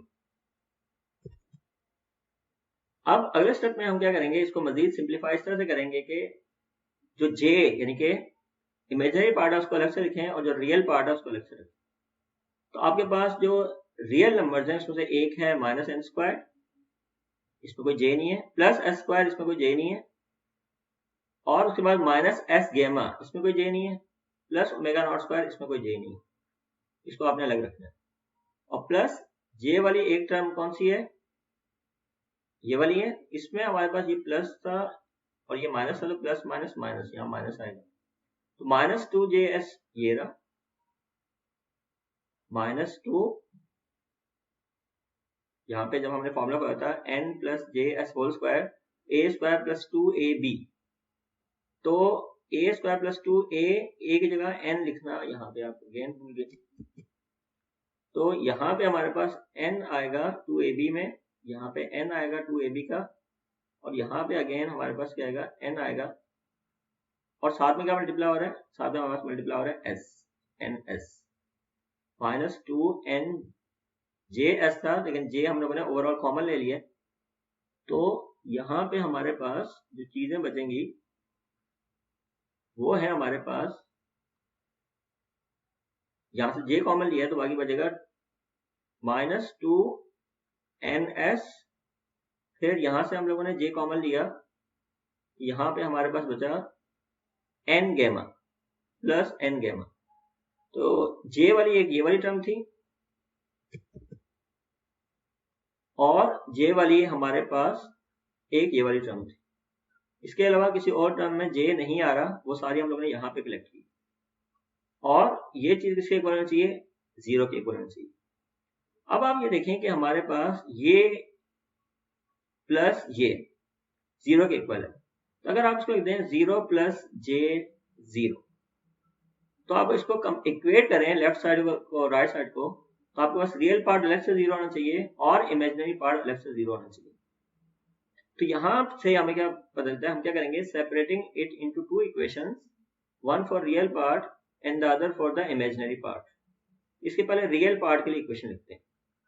तो रियल पार्ट में हमारे पास क्या होगा, -n square plus s square minus s gamma plus omega naught square is equal to 0। ये रियल पार्ट की इक्वेशन आ गई। और जो इमेजिनरी पार्ट की इक्वेशन आएगी वो ये वाली, -2ns plus n gamma is equal to 0। Okay, तो हमने करना क्या था, हम लोगों ने एक नंबर 1 n मालूम करना है, s मालूम करना है, p मालूम करना है, ये चीजें मालूम करनी है। अगर आपको याद हो तो मैंने क्या बताया था कि a और alpha they are determined by the initial conditions, लेकिन व्हाट इज p ये हमें मालूम करना था। लेकिन p मालूम करने के लिए हमने देखा कि p जो है वो n प्लस जे एस के इक्वल हो गया। तो अब हमें n मालूम करना है और s मालूम करना है, तो उसके लिए पहले इस इक्वेशन को देखें। तो फॉर एग्जाम्पल इसको मैंने a का नाम दिया है और इसको b का नाम दिया है। तो b को आप देखें कि b को हम क्या लिख सकते हैं, ये जो -2ns है इसको यहीं रहने दें और ये जो आपके पास n गैमा है वहां जाके माइनस करवा दें। तो ये वाला माइनस और ये वाला माइनस कैंसिल आउट हो जाएगा। तो आपके पास s जो है वो किसके इक्वल हो जाएगा, अच्छा n और n भी कैंसिल आउट हो गया, तो s इक्वल हो जाएगा गैमा ओवर 2 के। यहाँ से एक चीज पता चल गई, गैमा s गैमा ओवर 2 के इक्वल। गैमा क्या था, वो हमारा डैम्पिंग कांस्टेंट से रिलेटेड गैमा था b ओवर m। तो गैमा हमें पता है, गैमा हमारे सिस्टम की एक प्रॉपर्टी है, सिस्टम हमारा गैमा से कैरेक्टराइज होता है। और s मालूम हो गया इन टर्म्स ऑफ गैमा। तो s अगर मालूम हो गया तो इसको इक्वेशन नंबर a में पुट करो। तो जब a में पुट करेंगे, ये है -n squared plus s squared, तो s की जगह क्या आ जाएगा, गैमा ओवर 2, तो यह आ जाएगा गैमा स्क्वायर ओवर 4 स्क्वायर है माइनस s गैमा। तो s की जगह क्या आ जाएगा, गैमा ओवर 2, तो आपके पास gamma into gamma, gamma square हो जाएगा डिवाइड बाई 2। उसके बाद क्या आ रहा है, plus omega naught square is equal to 0। तो यहाँ से आप देखें कि हम n मालूम कर सकते हैं। तो n मालूम करने के लिए n स्क्वायर यहाँ माइनस हो रहा है, वहां जाके प्लस करवा दें। इन दोनों का एलसीएम लें तो इनका एलसीएम क्या आ जाएगा, 4 आ जाएगा। तो यहाँ पे आ जाएगा gamma square minus 2 to the 4, तो 2 gamma square plus omega naught square आ जाएगा। ओके, गैमा स्क्वायर में से 2 गैमा स्क्वायर माइनस करेंगे तो माइनस गैमा स्क्वायर ओवर 4 आ जाएगा प्लस ओमेगा नॉट स्क्वायर। इस तरह से हमारे पास n स्क्वायर आ गया, omega naught square minus gamma square over 4। शुरू में अगर आप याद करें तो गैमा जो था वो b ओवर m के इक्वल था, और अगर आप याद करें तो b का यूनिट था किलोग्राम पर सेकेंड और m का यूनिट है किलोग्राम, तो ये कैंसिल आउट हो गया। तो गैमा का यूनिट भी बन गया सेकेंड इनवर्स। और अगर आप याद करें तो ओमेगा जो है वो एंगुलर फ्रीक्वेंसी, उसका फॉर्मूला होता था 2 पाई ओवर टी। 2 पाई का कोई यूनिट नहीं होता, टी का यूनिट होता है सेकेंड, इसका यूनिट भी सेकेंड इनवर्स। तो गैमा का वही यूनिट है जो ओमेगा का यूनिट, इसलिए दोनों आपस में प्लस माइनस हो सकते हैं। बहरहाल हमें n मालूम करना था, तो हम लोगों ने n मालूम कर लिया। n स्क्वायर से अगर दोनों तरफ स्क्वायर रूट लेंगे तो आपके पास क्या आ जाएगा, n आ जाएगा। तो इसको नाम दिया है इक्वेशन नंबर 6 का और इसको नाम दिया है इक्वेशन नंबर 7 का। तो s मालूम हो गया और n मालूम हो गया। हमने p क्या लिखा था, p लिखा था n plus J S. s क्या है, गैमा ओवर 2, और n क्या है आपके पास, omega naught square minus gamma square over 4। Okay, तो अब इसका फायदा क्या हुआ कि जो हमारा सोल्यूशन है, जिसको हमने क्या गैस किया था, जो हमारा गैस सोल्यूशन था, इक्वेशन नंबर 3 अगर आप याद करें वो था a is bar j pt plus alpha, ये हमारा गैस सोल्यूशन। ओके, अब हमने p मालूम कर लिया है और p हमारे पास क्या है, p था जो हमने लेट किया था n प्लस js। तो यहां पर हम p की जगह रखेंगे a is bar j, p की जगह क्या रखेंगे, p की जगह रखेंगे n प्लस js जो हमने मालूम किया है n प्लस js, और इसके साथ क्या मल्टीप्लाई हो रहा है, इसके साथ t मल्टीप्लाई हो रहा है और प्लस अल्फा। तो अब हम क्या करते हैं, ये जो पावर है इसको थोड़ा सिंप्लीफाई करते हैं, तो a की पावर आ जाएगी आपके पास j n, ये j है, और t जो है वो n से मल्टीप्लाई हो रहा है तो j भी इससे मल्टीप्लाई हो रहा है तो j n t आ जाएगा। उसके बाद आप देखें क्या हो रहा है, j इंटू j स्क्वायर, और j स्क्वायर क्या होता है -1, चलो अगले स्टेप में कर देंगे, j इंटू j स्क्वायर और s और t। उसके बाद j जो है वो अल्फा से मल्टीप्लाई हो रहा है, j अल्फा आ गया। तो अब आपके पास ये आ गया a it bar j n t minus j square क्या होता है -1 s t plus j alpha, j square जो है वो -1 होता है। अब आपको पता है कि ये इसमें से ये रियल पार्ट है, बाकी ये दोनों चीजें बच गई इमेजिनरी पार्ट। इसको हम इस तरह सकते हैं a के बाद e की पावर माइनस एस टी, और e की पावर इन दोनों में से कॉमन आ रहा है j N T plus alpha. तो हमें पता है कि अगर a की पावर 3 हो और a की पावर 2 हो तो इसको सकते हैं a 3 प्लस 2, यानी बेस सेम है तो पावर ऐड हो जाती है। यहाँ भी बेस सेम हो तो पावर ऐड होकर वापस यही चीज बन जाएगी। लेकिन इसमें से हमने क्या किया है, जो रियल पार्ट है इसको बाहर निकाल दिया और जो इमेजिनरी पार्ट है इसको हमने अलग लिख दिया, दोनों का बेस में पावर ऐड हो जाएगी।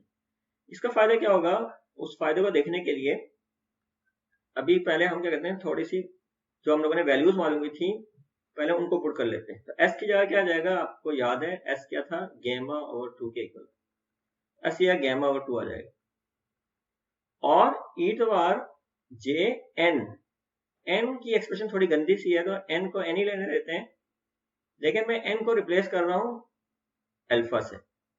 तो n को अल्फा से क्यों रिप्लेस कर रहा हूं, उसकी सिंपल रीजन अगर आप देखें, यहाँ पे जब हमने n स्क्वायर मालूम किया है, इसमें ओमेगा नॉट स्क्वायर क्या था, ये सिस्टम की नेचुरल फ्रीक्वेंसी थी, और इसमें से इस चीज को माइनस कर रहे हैं, तो जब इन दोनों को माइनस करेंगे तो एक जो चीज आएगी वो भी फ्रीक्वेंसी आएगी। तो और आपको अगर एक और चीज याद होगी, मैंने बताया था कि ओमेगा का यूनिट सेकंड इनवर्स है, गैमा का यूनिट सेकंड इनवर्स है, तो ओमेगा नॉट स्क्वायर का यूनिट क्या होगा, सेकंड इनवर्स स्क्वायर, इसका यूनिट भी क्या होगा, सेकंड इनवर्स स्क्वायर, तो इसका यूनिट भी क्या होगा, सेकंड इनवर्स स्क्वायर, और इसका जब स्क्वायर रूट लेंगे तो सेकंड इनवर्स बनेगा, और सेकंड इनवर्स किसकी यूनिट है, फ्रीक्वेंसी की यूनिट है, एंगुलर फ्रीक्वेंसी कह सकते हैं। तो n जो है वो हमने रिप्लेस कर दिया ओमेगा से, पहले हमें नहीं पता था कि n क्या है, लेकिन अब हम लोगों ने देख लिया कि n फ्रीक्वेंसी है। हमने यहाँ पे कहा था कि p has a smell of frequency, लेकिन क्योंकि p कॉम्प्लेक्स था तो उसमें से एक रियल पार्ट अलग हुआ, इमेजिनरी पार्ट हुआ था अलग हुआ, p का जो रियल पार्ट है वो हमारे पास फ्रीक्वेंसी, तो एग्जैक्टली p कंप्लीटली फ्रीक्वेंसी नहीं थी, इसका रियल पार्ट फ्रीक्वेंसी। और अब ये जो हमारे पास इक्वेशन आई है ये हमारा सॉल्यूशन है, ये हमारा जो सॉल्यूशन आ गया है ये इन टर्म्स ऑफ z है, और इसमें आपको पता है कि रियल पार्ट भी आ रहा है और इमेजिनरी पार्ट भी आ रहा है। और ये मैं ओमेगा के बारे में दोबारा से बात कर लूं, एक के जो हमारा n स्क्वायर था वो इक्वल था omega naught square minus gamma square over 4, लेकिन अब हम n स्क्वायर को बोलेंगे ओमेगा स्क्वायर। तो omega naught square is the frequency when there was no damping, और omega is the frequency when there is damping, and you can see के अगर damping होगी तो फ्रीक्वेंसी में डिफरेंस आएगा, क्योंकि यहाँ ओमेगा नॉट स्क्वायर में से कुछ ना कुछ माइनस हो रहा है, तो जो नई ऑसिलेशन आएंगे उनकी फ्रीक्वेंसी में डिफरेंस आएगा। वो आप देखेंगे कि वो स्लाइड डिफरेंस होता है लेकिन फिर भी डिफरेंस है। और आप अगर याद करें तो गैमा इक्वल था बी ओवर एम के, तो हमारे पास ओमेगा स्क्वायर क्या हो जाएगा, ओमेगा नॉट स्क्वायर, इस गैमा की जगह बी ओवर एम आ जाएगा, तो ये जगह B square over 4m square, क्योंकि गैमा स्क्वायर की जगह B square over m square आ जाएगा। और एक चीज अगर नोट करेंगे, अगर डैम्पिंग ना होती b 0 होता, और अगर b 0 होता तो ये टर्म नहीं होती, तो omega square omega naught square ही है। तो ये जो फर्क आ रहा है वो डैम्पिंग की वजह से आ रहा है। जितनी ज्यादा डैम्पिंग होगी तो फ्रिक्वेंसी में उतना ही बड़ा डिफरेंस होगा। डैम्पिंग ज्यादा होने का मतलब ये है, फॉर एग्जाम्पल अगर हमारे पास शहद है, वहां पे कोई चीज मूव करेगी तो वहां डैम्पिंग ज्यादा होगी, वहां फ्रीक्वेंसी में बड़ा डिफरेंस आएगा। एयर में डैम्पिंग बहुत कम होगी तो वहाँ फ्रीक्वेंसी में डिफरेंस कम आएगा। तो कितना डिफरेंस आएगा डिपेंड करता है कि हमारे पास डी कैसा है। ओके, अब हमने कहा था कि जो फाइनल सोल्यूशन होगा वो इसके रियल पार्ट के इक्वल होगा। तो अगर मैं इसको पूरा लिखूं कंप्लीटली तो a e की पावर माइनस गेमा ओवर 2 ये कंप्लीटली रियल चीज है, और जो इमेजिनरी चीज है ये वाली चीज इसमें एक रियल पार्ट होगा। तो आपको पता है कि e की पावर आयोटा थीटा क्या होता है cos theta plus iota sine theta. यहाँ पे जब लिखेंगे तो क्या लिखेंगे cos और थीटा की जगह हमारे पास omega T plus phi sorry alpha plus J, क्योंकि आई के बजाय मैं जे यूज कर रहा हूं, जे यहाँ आई की बजाय जे आ जाएगा sine omega T plus alpha. Okay, जब मैं इसको इससे मल्टीप्लाई करूंगा तो ये रियल पार्ट होगा, और जब मैं इसको इससे मल्टीप्लाई करूंगा तो ये इमेजिनरी पार्ट है। तो हमने शुरू में क्या लिखा था कि वंस यू नो z आप x मालूम कर सकते हैं, जो कि इक्वेशन नंबर 1 का सॉल्यूशन था ऊपर। ये जो हमने सॉल्यूशन मालूम किया z, ये कौन सा इक्वेशन का सॉल्यूशन मालूम किया है, ये हमने इक्वेशन नंबर 3 का सॉल्यूशन मालूम किया, इक्वेशन नंबर 2 का सॉल्यूशन मालूम किया। तो हमने ये गैस किया था, उसमें हमने देखा कि इधर कुछ मल्टीप्लाई हो रहा है और p हम लोगों ने मालूम किया है। और अगर ये z इसका सॉल्यूशन है जो हमने मालूम किया है, अगर आप चेक करना चाहें तो आप उस z को यहाँ पुट करें, 2 दफा डेरिवेटिव कराएंगे तो आपको नजर आएगा 0 = 0 आ रहा है। तो ये आपकी एक्सरसाइज है, चेक करेंगे वो वाला z इसका वाकई में सॉल्यूशन। लेकिन हमें 2 का सॉल्यूशन नहीं चाहिए था, हमें तो 1 का सॉल्यूशन चाहिए था, जो कि ये। तो 1 का सॉल्यूशन कैसे आएगा, वंस यू नो z इसका रियल पार्ट ऑफ z करेंगे, इसका रियल पार्ट जो होगा वो x के इक्वल होगा, और वो उस इक्वेशन का सॉल्यूशन होगा जो कि हमारी मेन इक्वेशन है, जिसके लिए हमने सारे पापड़ बेले।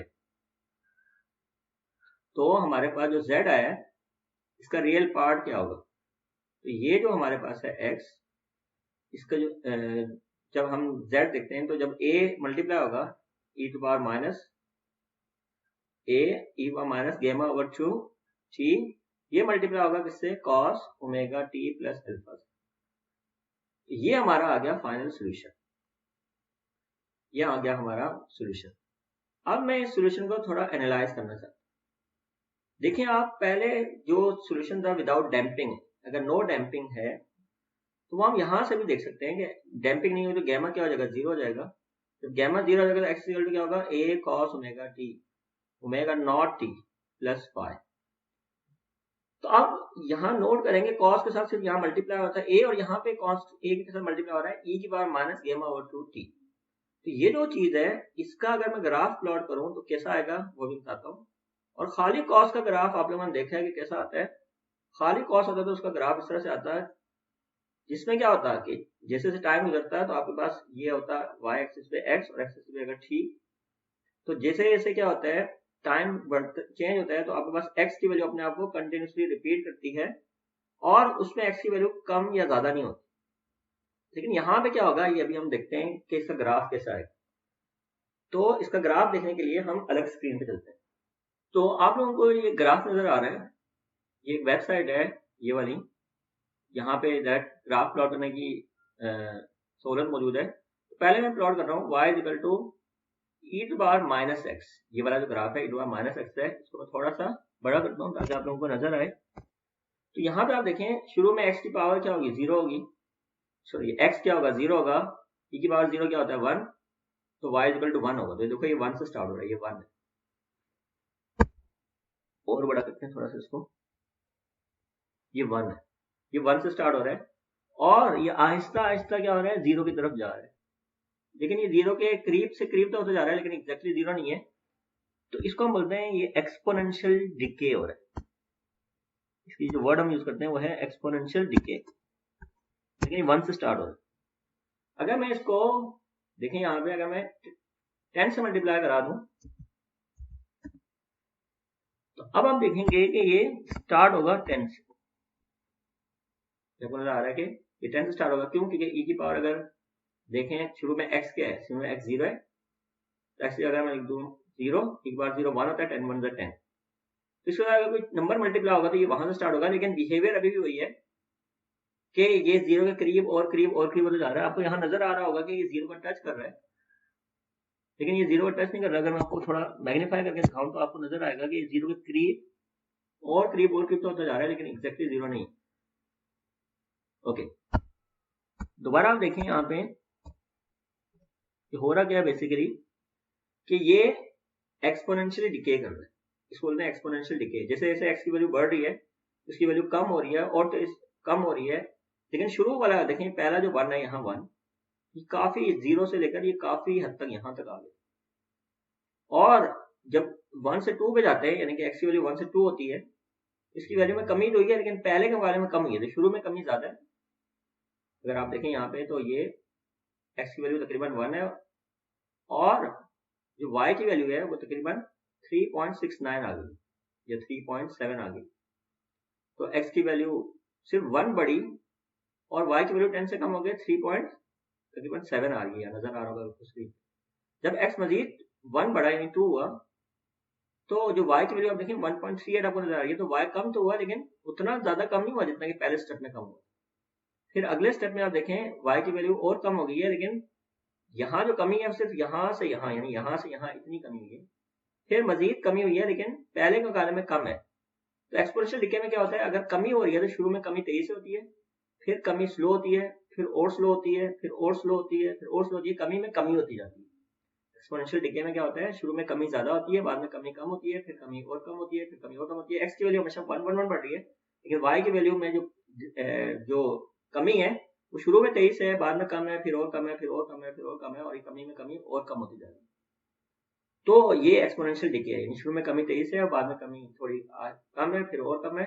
और इट टेक्स इनफिनाइट एक्स, अगर एक्स इन्फिनिटी को अप्रोच करेगा, e की पावर माइनस इन्फिनिटी 0 होता है, जब ये 0 को अप्रोच करेगा, लाजमी नहीं कि हमेशा पूरा इन्फिनिटी हो जाए, लेकिन ये देखें आप 7 भाई तकरीबन ये 0 के इक्वल हो गया, 6 पे भी ऑलमोस्ट 0 है, 5 पे भी ऑलमोस्ट 0 है। तो ये इस सिचुएशन के लिए 5 जो है वो फॉर एग्जाम्पल इन्फिनिटी का काम कर रहा होगा। ओके, अब इसको मैं वापस क्या करता हूँ, 1 कर देता हूँ। तो ये 1 यहाँ पे आपको नजर आ रहा है, ये 1 से स्टार्ट हो रहा है, आपने यहाँ से देखना है 1 से स्टार्ट हो रहा है 1 से। अब मैं क्या करता हूँ, खाली कॉस्ट प्लॉट करता हूँ। तो कॉस्ट का बिहेवियर आपको पता है, यहाँ मैंने जो प्लॉट किया है उसमें कॉस्ट 6x प्लॉट किया, ऐसे ही कॉस्ट 6x प्लॉट किया। तो ये देख रहा है आप लोग कि यहाँ कुछ भी नहीं है, अगर मैं इसके साथ में कुछ मल्टीप्लाई करा दूं, फॉर एग्जाम्पल अगर मैं यहाँ देखें 1 से स्टार्ट हो गया, कॉस 0 1 होता है, जब एंगल में एक्स का 0 आएगा कॉस 0 1 होता है, ये 1 से स्टार्ट हो रहा है। लेकिन अगर मैं यहाँ पे फॉर एग्जाम्पल 5 मल्टीप्लाई करा दूं, ये 5 से स्टार्ट हो रहा होगा, लेकिन फिलहाल मैं शुरू में 2 लिख देता हूँ, चलिए एक रीजनेबल नंबर है 2। तो ये 2 से स्टार्ट हो रहा है और ये इसमें कोई आप लोगों को कमी नजर नहीं आ रही। अब मैं क्या करूंगा, मैं e की पावर माइनस एक्स को कॉस से मल्टीप्लाई करूंगा, उसी कॉस 6x, और मैं देखता हूँ कि प्लॉट कैसे है। तो दोनों को एक साथ प्लॉट करवाता है। तो यहां पर लेफ्ट साइड नहीं देखें आप लोग, सिर्फ राइट साइड देखें, सिर्फ राइट साइड देखेंगे। हो रहा क्या है कि खाली कॉस्ट था, खाली कॉस्ट में हमारे पास ये वाली सिचुएशन थी, ये हमारे पास ग्राफ था, इसमें हम देखें एम्पलीट्यूड डिक्रीज नहीं कर रहा था जब बॉडी ऑसिलेट कर रहा था, क्योंकि एनर्जी का लॉस नहीं था, एम्पलीट्यूड कांस्टेंट था। और यहाँ पे आप देखें, यहाँ पे एम्पलीट्यूड जो है पहले ज्यादा है शुरू में टाइम टी 0 पर, फिर एनर्जी के लॉस की वजह से एम्पलीट्यूड कम हो गया, फिर और कम हो गया। तो बेसिकली यहाँ पे ये आप देखें, ये वाला जो ग्राफ था, ये वाला वो ये वाला जो ग्राफ था e की पावर माइनस एक्स वाला, और ये जो कॉस वाला जब मल्टीप्लाई हो रहे हैं तो आप लोगों को ये ग्रीन सा कर्व नजर आ रहा है। तो ये जो हमारे पास है यहाँ पर ऑसिलेशन भी हो रही है, लेकिन ये डैम्प्ड ऑसिलेशन है, जिसमें हमारे पास इस डैम्पिंग फैक्टर की वजह से जो ओवरऑल एम्पलीट्यूड है वो कम होता जा रहा है। तो अब जो हमारा प्रोडक्ट है इसमें e की पावर माइनस एक्स भी आ रहा है, कॉस 6x भी आ रहा है। अगर आप इसको यहाँ पे फॉर एग्जाम्पल 5 से मल्टीप्लाई करा दें और यहाँ पे भी इसको 5 से मल्टीप्लाई करा दें, तो फॉर एग्जाम्पल 5 शुरू में एम्पलीट्यूड था, तो अगर आप इन दोनों को 5 से मल्टीप्लाई करा दें 5 से, तो इसका जो ब्लू वाला कर्व आपको नजर आ रहा है, इसका एम्पलीट्यूड हमेशा 5 है। लेकिन ये जो हमारे पास, इसको जब मल्टीप्लाई करा दिया इससे, अब ब्लू वाले कर्व को गायब करवा दें, तो अब जो एम्पलीट्यूड है वो कम होता जा रहा है, कम होता जा रहा है। तो ये एक्सपोनेंशियली डिके हो रहा है। तो अब दो फैक्टर्स का मुकाबला है। तो वापस आते हैं आपकी स्क्रीन के ऊपर कि यहाँ पे हमारे पास ये वाला जो फैक्टर है, ये वाला फैक्टर है e की power minus gamma over 2t, ये एक्सपोनेंशियली डिके कर रहा है।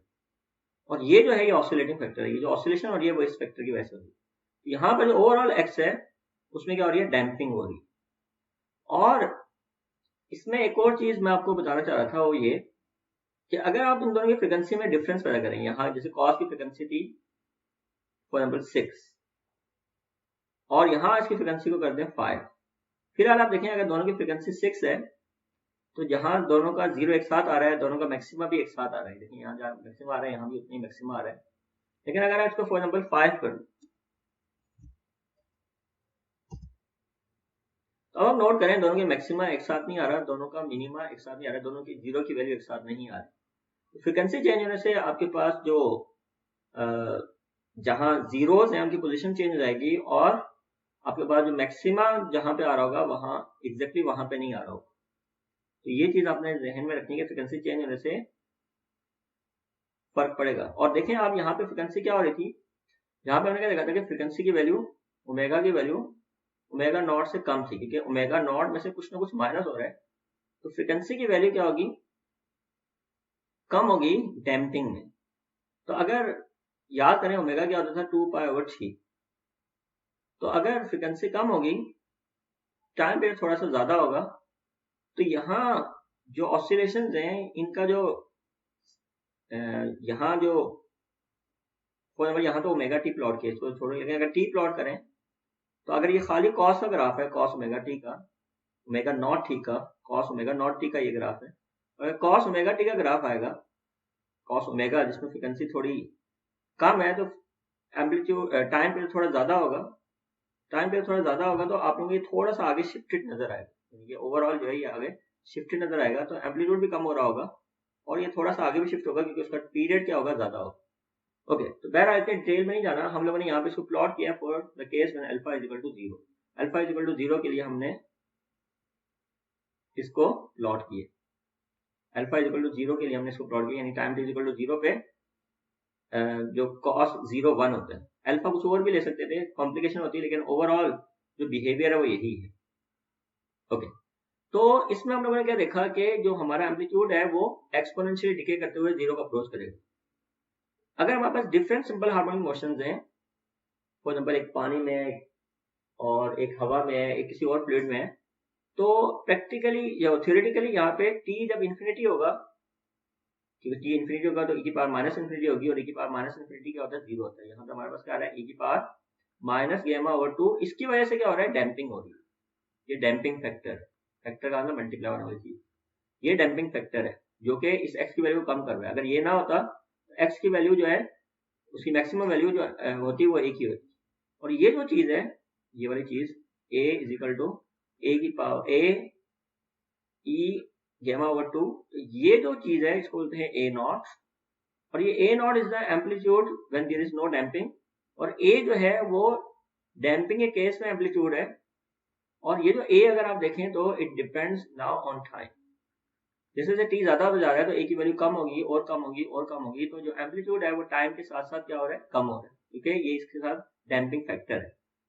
तो एम्पलीट्यूड क्या हो रहा है, with the passage of time कम होता जा रहा है, कम होता जा रहा है, कम होता जा रहा है। और प्रैक्टिकली t जब इन्फिनिटी को अप्रोच करेगा, सॉरी जब थ्योरेटिकली t जब इन्फिनिटी को अप्रोच करेगा तभी a क्या होगा, 0 को अप्रोच करेगा। जब a माइनस इन्फिनिटी होगा तभी a क्या होगा, 0 को अप्रोच करेगा। तो अगर मैं एक 3 डिफरेंट डैम्प मोशन को कंपेयर करूं और मैं बोलूं कि कौन सी मोशन में एम्पलीट्यूड जल्दी 0 होगा, तो अगर आप टोटल टाइम की बात करेंगे तो सबके लिए टाइम इन्फिनिटी होगा, तो आप उनको कंपेयर नहीं कर सकते। क्योंकि आप उनका कंपेयर नहीं कर सकते तो यहाँ पे हम क्या करते हैं, एक नई चीज इंट्रोड्यूस करवाते हैं और वो कहलाता है टाइम कांस्टेंट। तो टाइम कांस्टेंट का जो कॉन्सेप्ट है इसको समझने के लिए हम लोग यहाँ पर जो e की power minus gamma over 2t है, इसमें गेमा की वैल्यू पुट करते हैं। गेमा अगर आप याद करें तो b ओवर m के इक्वल, तो गेमा की जगह आ जाएगा b ओवर m, तो b ओवर m आ गया, 2 पहले से बैठा हुआ। अब मैं क्या करता हूं, इसको इस तरह से लिखता हूं, e की power minus t over 2m over b, ये जो b ओवरऑल मैंने नीचे लेके आ गया और माइनस अपने आप में मौजूद है, बस b को ओवरऑल नीचे लेके आ गया। तो अब आपको पता है कि t जो है वो चेंज हो रहा है, मतलब जैसे जैसे टाइम बढ़ रहा है तो इसकी वैल्यू कम होती जा रही है, t चेंज हो रहा है, लेकिन 2m ओवर b ये चेंज नहीं होगा। तो अगर ये चीज टाइम है तो 2m ओवर b भी क्या होना चाहिए, टाइम होना चाहिए, क्योंकि जो e की जो पावर है वो उसका कोई डायमेंशन नहीं होना चाहिए। अगर आप याद करें तो जो हमारे पास गेमा इसका यूनिट सेकेंड इनवर्स था, सेकेंड इनवर्स को सेकेंड से मल्टीप्लाई करें तो डायमेंशन लेस है। और 2m/b ओवरऑल अगर आप चेक करें तो इसका डायमेंशन भी टाइम बनेगा, और टाइम होना भी चाहिए तभी ये डायमेंशन लेस होगा। 2m/b कांस्टेंट है और इसको बोलते हैं टाइम कांस्टेंट। 2m/b को बोलते हैं टाइम कांस्टेंट। 2m/b को बोलते हैं टाइम कांस्टेंट। ये खास टाइम है। इस खास टाइम में क्या होगा, ये जो बन जाएगा, ये बन जाएगा इससे e⁻t/2m/b को क्या बोलते हैं, टाउ। तो ये बन जाएगा e⁻t/टाउ। ओके, टाउ जो है वो कांस्टेंट है, फिक्स्ड है। टी जो है वेरिएबल है। टी क्या है, वो टाइम है जो गुजर रहा है। तो शुरू में टाइम 0 होगा, फिर 1 सेकेंड, 2 सेकेंड, 3 सेकेंड, एक वक्त आएगा कि टाइम बढ़ते बढ़ते टाउ के इक्वल हो जाएगा। अच्छा, टाउ कहां से है, 2m/b, और 2m/b किसी प्रॉपर्टी है डैम्प हार्मोनिक मोशन करने वाले बॉडी की। तो जब डैम्प हार्मोनिक मोशन करने वाला बॉडी क्या कर रहा होगा, ऑसिलेशन कर रहा होगा, तो उसका एम्पलीट्यूड क्या होगा, चेंज होगा।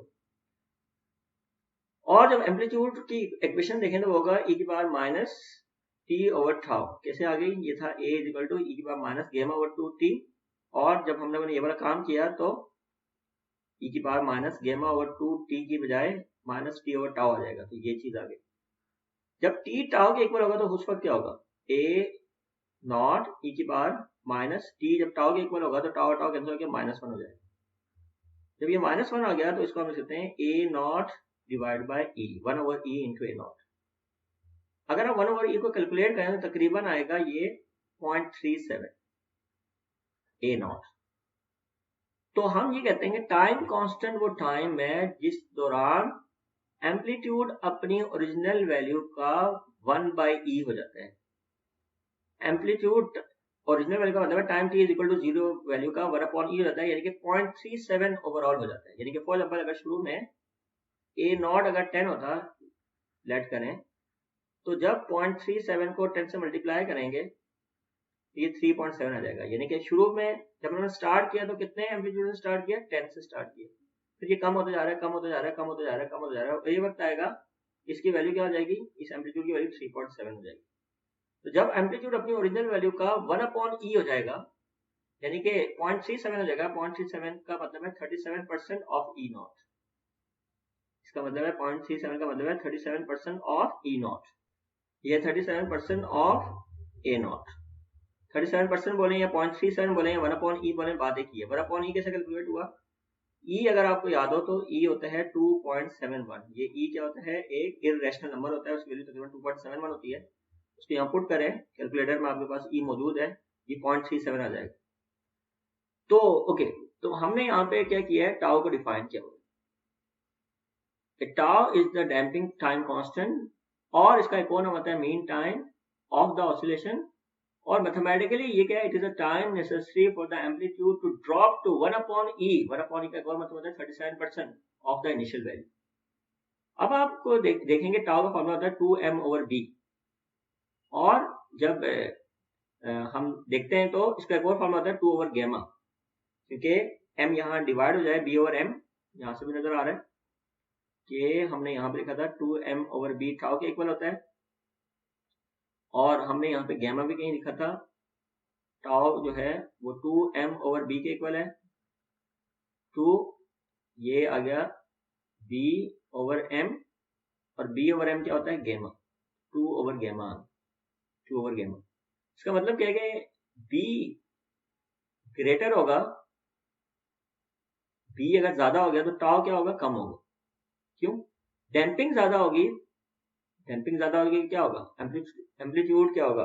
फॉर एग्जांपल अगर एक चीज शहर में ऑसिलेट कर रही है तो डैम्पिंग वहां पे ज्यादा होगी, तो ऑसिलेशन तेजी से कम होगी, तो बी अगर ज्यादा होगा तो टाउ क्या होगा, कम होगा। और बी अगर कम होगा, फॉर एग्जांपल ए है तो बी कम होता है, तो अगर बी कम होगा तो वहां पे टाउ क्या होगा, ज्यादा होगा, यानी कि वहां पर एम्पलीट्यूड अपनी ओरिजिनल वैल्यू का 37% होने में ज्यादा टाइम लेगा। तो ये लॉजिकल है। अब हम एनर्जी को देखना चाहते हैं, एनर्जी ऑफ डैम्प ऑसिलेशन। अभी हमने क्या देखा है कि ए क्या होता है, E0 e⁻γ/t/2। ये हमारे पास ऑसिलेशन की का एम्पलीट्यूड है, कहां से आया, यहां से आया। ये हमारे पास है ऑसिलेटिंग फैक्टर, और ये ओवरऑल जो है वो एम्पलीट्यूड है। पहले खाली एम्पलीट्यूड वो ए होता था, तो डैम्पिंग की वजह से क्या हो रहा है, एम्पलीट्यूड कम हो रहा है, तो एम्पलीट्यूड कम होगा, एनर्जी का भी लॉस होगा, तो एनर्जी का फॉर्मूला क्या होगा, तो अगर हमारे पास डैम्पिंग ना होती तो एनर्जी का फॉर्मूला था हाफ के A naught square, A naught का मतलब है when there is no damping, और अगर डैम्पिंग होगी तो एम्पलीट्यूड का फॉर्मूला, एनर्जी फॉर्मूला का 1.2 के ए स्क्वायर, एक ही जगह क्या पुट करेंगे, A naught E to minus gamma T over 2, ये वाला 2 और ये वाला 2 कैंसिल हो जाएगा, ए नॉट के ऊपर भी स्क्वायर आएगा और इसके ऊपर जब स्क्वायर आएगा तो 2 कैंसिल आउट हो जाएगा। तो अब नोट करेंगे हाफ के ए नॉट स्क्वायर, हाफ के ए नॉट स्क्वायर ये होता है ई नॉट, ये आ गया ई नॉट, और ई की बार माइनस गेमा टी, ई की बार माइनस गेमा टी, ये साथ मल्टीप्लाई हो रहा है। तो अगर ई की बार माइनस गेमा टी साथ मल्टीप्लाई हो रहा है तो अब अगेन क्या देखें कि जैसे जैसे टी चेंज हो रहा है तो क्या होगा, यहाँ ये एक्सपोनेंशियल डिके होगा तो एनर्जी का क्या होगा, लॉस होगा, तो एनर्जी की वैल्यू कम होगी। अब सिंपल हम क्वेश्चन याद करें, ग्राफ इस तरह आता था, टोटल एनर्जी वर्सेस टाइम का, energy always remain constant, sorry ये टाइम की इक्वल टू 0 से पहले नहीं होना चाहिए, एनर्जी की वैल्यू हमेशा क्या होती थी, कांस्टेंट होती थी, लेकिन यहाँ पे क्या हो रहा है, एनर्जी विद टाइम डिक्रीज हो रही है, तो डैम्प ऑसिलेशन में एनर्जी क्या होती है, डिक्रीज होती है। ओके, अब हम यहाँ पर एक और चीज डिफाइन करना चाहते हैं, इसको बोलते हैं क्वालिटी फैक्टर। तो आप लोगों ने यहाँ पे ये देखा है कि जो डैम्पिंग है वो उसमें दो चीजें बड़ी इंपॉर्टेंट है, एक हमारे पास ओमेगा नॉट है और दूसरा गामा है। वैसे तो ओमेगा नॉट को जाए ओमेगा बोलना चाहिए क्योंकि ये दोनों अलग अलग है, लेकिन आप हम देखेंगे कि ओमेगा नॉट तकरीबन ओमेगा के इक्वल है। डैम्प सिस्टम्स के लिए ओमेगा और गामा दो चीजें आनी चाहिए, लेकिन ओमेगा देखेंगे हम कि ओमेगा नॉट के इक्वल है, तो ये दो वो चीजें जो कि डैम्पिंग सिस्टम को कैरेक्टराइज करती है, उनको डिस्क्राइब करती है। और हमने क्या देखा कि ओमेगा नॉट और गामा दोनों की डायमेंशंस फ्रीक्वेंसी वाली हैं, ठीक है। तो अगर दोनों की डायमेंशन फ्रीक्वेंसी वाली की हैं तो हम क्या करते हैं कि एक चीज डिफाइन करते हैं, डायमेंशनलेस नंबर, जो कि इन दोनों का रेशियो होगा और उसका नाम देंगे क्वालिटी फैक्टर। ओमेगा नॉट को ओमेगा गामा से जब डिवाइड करें तो ये जो रेशियो है, ratio of omega not and gamma, इसको बोलते हैं क्वालिटी फैक्टर, और इसको हम क्यू वैल्यू भी कहते हैं, यहाँ और नहीं है, यहाँ और आएगा, ऑफ के बजाय और, तो ये जो क्यू है ये क्या है, डायमेंशन क्यू वैल्यू या quality factor, this is the ratio of these two things। अब अगर आप याद करें कि गामा क्या होता था, b ओवर m, तो अगर b कम होगा तो ये लो डैम्पिंग सिस्टम है जिसकी डैम्पिंग कम है, तो अगर b कम होगा तो गामा कम होगा, और अगर गामा कम होगा तो q क्या होगा, गामा अगर कम होगा तो q क्या होगा, ज्यादा होगा। इसका मतलब है b कम होगा तो गामा कम होगा, ये दोनों कम है, और q क्या होगा, ज्यादा होगा। तो जो लो डैम्पिंग सिस्टम होते हैं उनकी Q वैल्यू हाई होती है, Q is high if there is little damping, and Q जो है वो लो होगा अगर डैम्पिंग ज्यादा हो। तो ज्यादा डैम्पिंग वाले सिस्टम के लिए Q क्या होता है, ज्यादा होता है, ये जवाब ध्यान रखिएगा, कम डैम्पिंग आता है ज्यादा Q वैल्यू। ओके, तो अभी हमने क्या देखा है, Q किसके इक्वल है, ओमेगा नॉट ओवर गामा के इक्वल है, और गामा खुद किसके इक्वल आता है, B ओवर M के इक्वल होता है। तो आप इसको क्या लिख सकते हैं, M omega naught divide by B। तो नजर आ रहा है कि Q और B एक दूसरे के रेसिप्रोकल हैं। B अगर कम होगा, मतलब लो डैम्पिंग सिस्टम, जैसे एक पेंडुलम हवा में ऑसिलेट कर रहा है तो B कम होता है, तो Q क्या होगा, ज्यादा होगा। तो पेंडुलम के लिए Q क्या होगा, आम पेंडुलम के लिए जो कि हवा में ऑसिलेट कर रहा है उसके लिए Q क्या होगा, ज्यादा होगा। लेकिन अगर यही पेंडुलम शहर में ऑसिलेट करे, बड़ी मुश्किल से करेगा, लेकिन Q उसके लिए ज्यादा होगा। तो हम देखना चाहते हैं omega in terms of Q। तो हमें पता है कि ओमेगा क्या है, अनडैम्प्ड सिस्टम के लिए फ्रीक्वेंसी, सॉरी ओमेगा क्या है, डैम्प सिस्टम के लिए फ्रीक्वेंसी, और ओमेगा नॉट का था अनडैम्प सिस्टम की फ्रीक्वेंसी, और ये फॉर्मूला हमने पहले पढ़ा था, omega square equal to omega naught square minus gamma square over 4। तो omega naught square minus gamma square over 4। अब आप क्या करें, इन दोनों में से जबरदस्ती ओमेगा नॉट स्क्वायर कॉमन ले लें। जब जबरदस्ती ओमेगा नॉट स्क्वायर कॉमन लेंगे तो आ जाएगा 1 यहाँ पे रह जाएगा, और omega square divide by 4 omega naught square आ जाएगा। और इसको जबरदस्ती कॉमन लेने का फायदा क्या हुआ कि आपके पास 1 माइनस ये ओमेगा नॉट को गामा से डिवाइड करें Q आता है, तो यहाँ पे मैं करता हूँ, ऊपर लिख देता हूँ 1, ये 4 अपनी जगह पे आ जाएगा, और ये आ जाएगा omega naught square divide by gamma square. और इस चीज को यूज करें कि ओमेगा नॉट को गामा से यूज करें तो क्या आता है, Q आता है, तो ओमेगा नॉट स्क्वायर को गामा स्क्वायर से डिवाइड करेंगे, ओमेगा नॉट स्क्वायर आ जाएगा 1 माइनस 1/4 Q स्क्वायर आ जाएगा, क्योंकि ये क्या है, ये है ओमेगा नॉट स्क्वायर ये वाला, और गामा स्क्वायर ओवरऑल डिवाइड करवा दिया है, और ओमेगा नॉट स्क्वायर को गामा स्क्वायर से डिवाइड करें तो Q स्क्वायर आ जाएगा। तो ये हमारे पास क्या आ गया, ओमेगा स्क्वायर आ गया। ये आ गई हमारे पास फ्रीक्वेंसी फॉर डैम्प सिस्टम। अब फॉर एग्जांपल हम लोग टिपिकल सिस्टम की बात करते हैं, फॉर एग्जांपल सिंपल पेंडुलम की बात करें, उसके लिए Q बहुत ज्यादा होता है, लेकिन एक छोटा क्यू लेते हैं, फॉर एग्जाम्पल 10। आम पेंडुलम के लिए छोटा क्यू काफी ज्यादा होता है, लेकिन ऐसी एक मॉडरेट वैल्यू लेते हैं 10। तो अगर 10 लें, 10 कहाँ से वैल्यू ये कैलकुलेट करते हैं, कहाँ से कैलकुलेट करते हैं, for example omega naught divide by gamma. Omega naught कहाँ से आएगा, पेंडुलम के टाइम पीरियड से ओमेगा नॉट आएगा, गामा जो है वो फ्लूइड की प्रॉपर्टी से आएगा, जो कि जिसमें वो मूव कर रहा है, कौन मूव कर रहा है, पेंडुलम। ठीक, क्यू कहाँ से आएगा, कैलकुलेट करना पड़ेगा। फॉर एग्जाम्पल क्यू क्या कैलकुलेट किया, 10। ये क्या है, मॉडरेट वैल्यू है, बहुत हाई भी नहीं है, लेकिन हम इस वैल्यू से भी देखते हैं तो क्या होता है। तो अभी मैंने क्या ड्राइव किया, omega square equal to omega naught square 1 minus 1 over 4 Q square. तो 1 माइनस 1 ओवर 4 क्यू स्क्वायर, तो क्यू की जगह क्या आ गया 10, तो 10 का स्क्वायर क्या होता है 100, 100 को 4 से मल्टीप्लाई करेंगे 400 आ जाएगा। 1 माइनस 1 अपॉन 400, ये कैलकुलेट करें, कैलकुलेटर से तो आ जाएगा 0.9975 ओमेगा नॉट स्क्वायर, और इसका स्क्वायर रूट लेंगे तो ये और ज्यादा हो जाएगी वैल्यू, क्योंकि पॉइंट वाली वैल्यू का स्क्वायर ले। तो आप देखें यहाँ पे कि तकरीबन ओमेगा ओमेगा नॉट स्क्वायर के इक्वल है उस सिस्टम के लिए जो कि पेंडुलम है, जिसके लिए क्यू फैक्टर यानी क्यू वैल्यू ज्यादा है। तो आम जो सिस्टम जिनको हम देखते हैं अपनी जिंदगी में, उनके लिए ओमेगा तकरीबन ओमेगा नॉट के ही इक्वल होगा, यानी कि इसी वजह से हमने पहले ओमेगा और ओमेगा नॉट को यहाँ पे जब हमने बात की थी ओमेगा नॉट, तो आमतौर पर डैम सिस्टम जिनमें डैम्पिंग काफी कम होती है, उसमें ओमेगा और ओमेगा नॉट को यानी कि एक दूसरे की जगह इस्तेमाल कर सकते हैं। और जो हमारा सोल्यूशन था उसको भी आप in terms of Q represent कर सकते हैं। इस स्टेप को आप खुद ही देखिएगा, हम अपने सोल्यूशन को भी इन टर्म्स ऑफ क्यू खुद देख सकते हैं। अब यहाँ पर हम एक और चीज कैलकुलेट करना चाहते हैं कि हमने यहाँ पे देखा कि कितना टाइम चाहिए ऑसिलेशन को, कितना टाइम चाहिए कि वैल्यू अपनी ओरिजिनल वैल्यू का यानी एम्पलीट्यूड अपनी ओरिजिनल वैल्यू का 1 अपॉन ई हो जाए। उसको हमने टाइम कांस्टेंट का नाम दिया था 2m/d। ओके, तो इस टाइम के बाद एम्पलीट्यूड अपनी ओरिजिनल वैल्यू का 1 अपॉन ई हो जाएगा, यानी 37% हो जाएगा। लेकिन अब मैं टाइम देखने के बजाय मैं देखना चाहता हूँ कि what are the number of oscillations, कितने ऑसिलेशंस के बाद एम्पलीट्यूड अपनी ओरिजिनल वैल्यू का 1 अपॉन ई होगा। यानी टाइम के बजाय हम नंबर ऑफ ऑसिलेशंस की बात कर रहे होंगे। तो उसके लिए हमें पता है कि 1 ऑसिलेशन के लिए जो टाइम चाहिए वो होता है टाइम पीरियड। एक ऑसिलेशन के लिए जो टाइम होता है वो क्या होता है 1 टाइम पीरियड, जिसको हम खाली पीरियड कहते हैं। 2 ऑसिलेशन के लिए टाइम क्या होगा 2t, और n ऑसिलेशन के लिए टाइम क्या होगा nt। तो n ऑसिलेशन के लिए जो टाइम है वो है n कैपिटल T।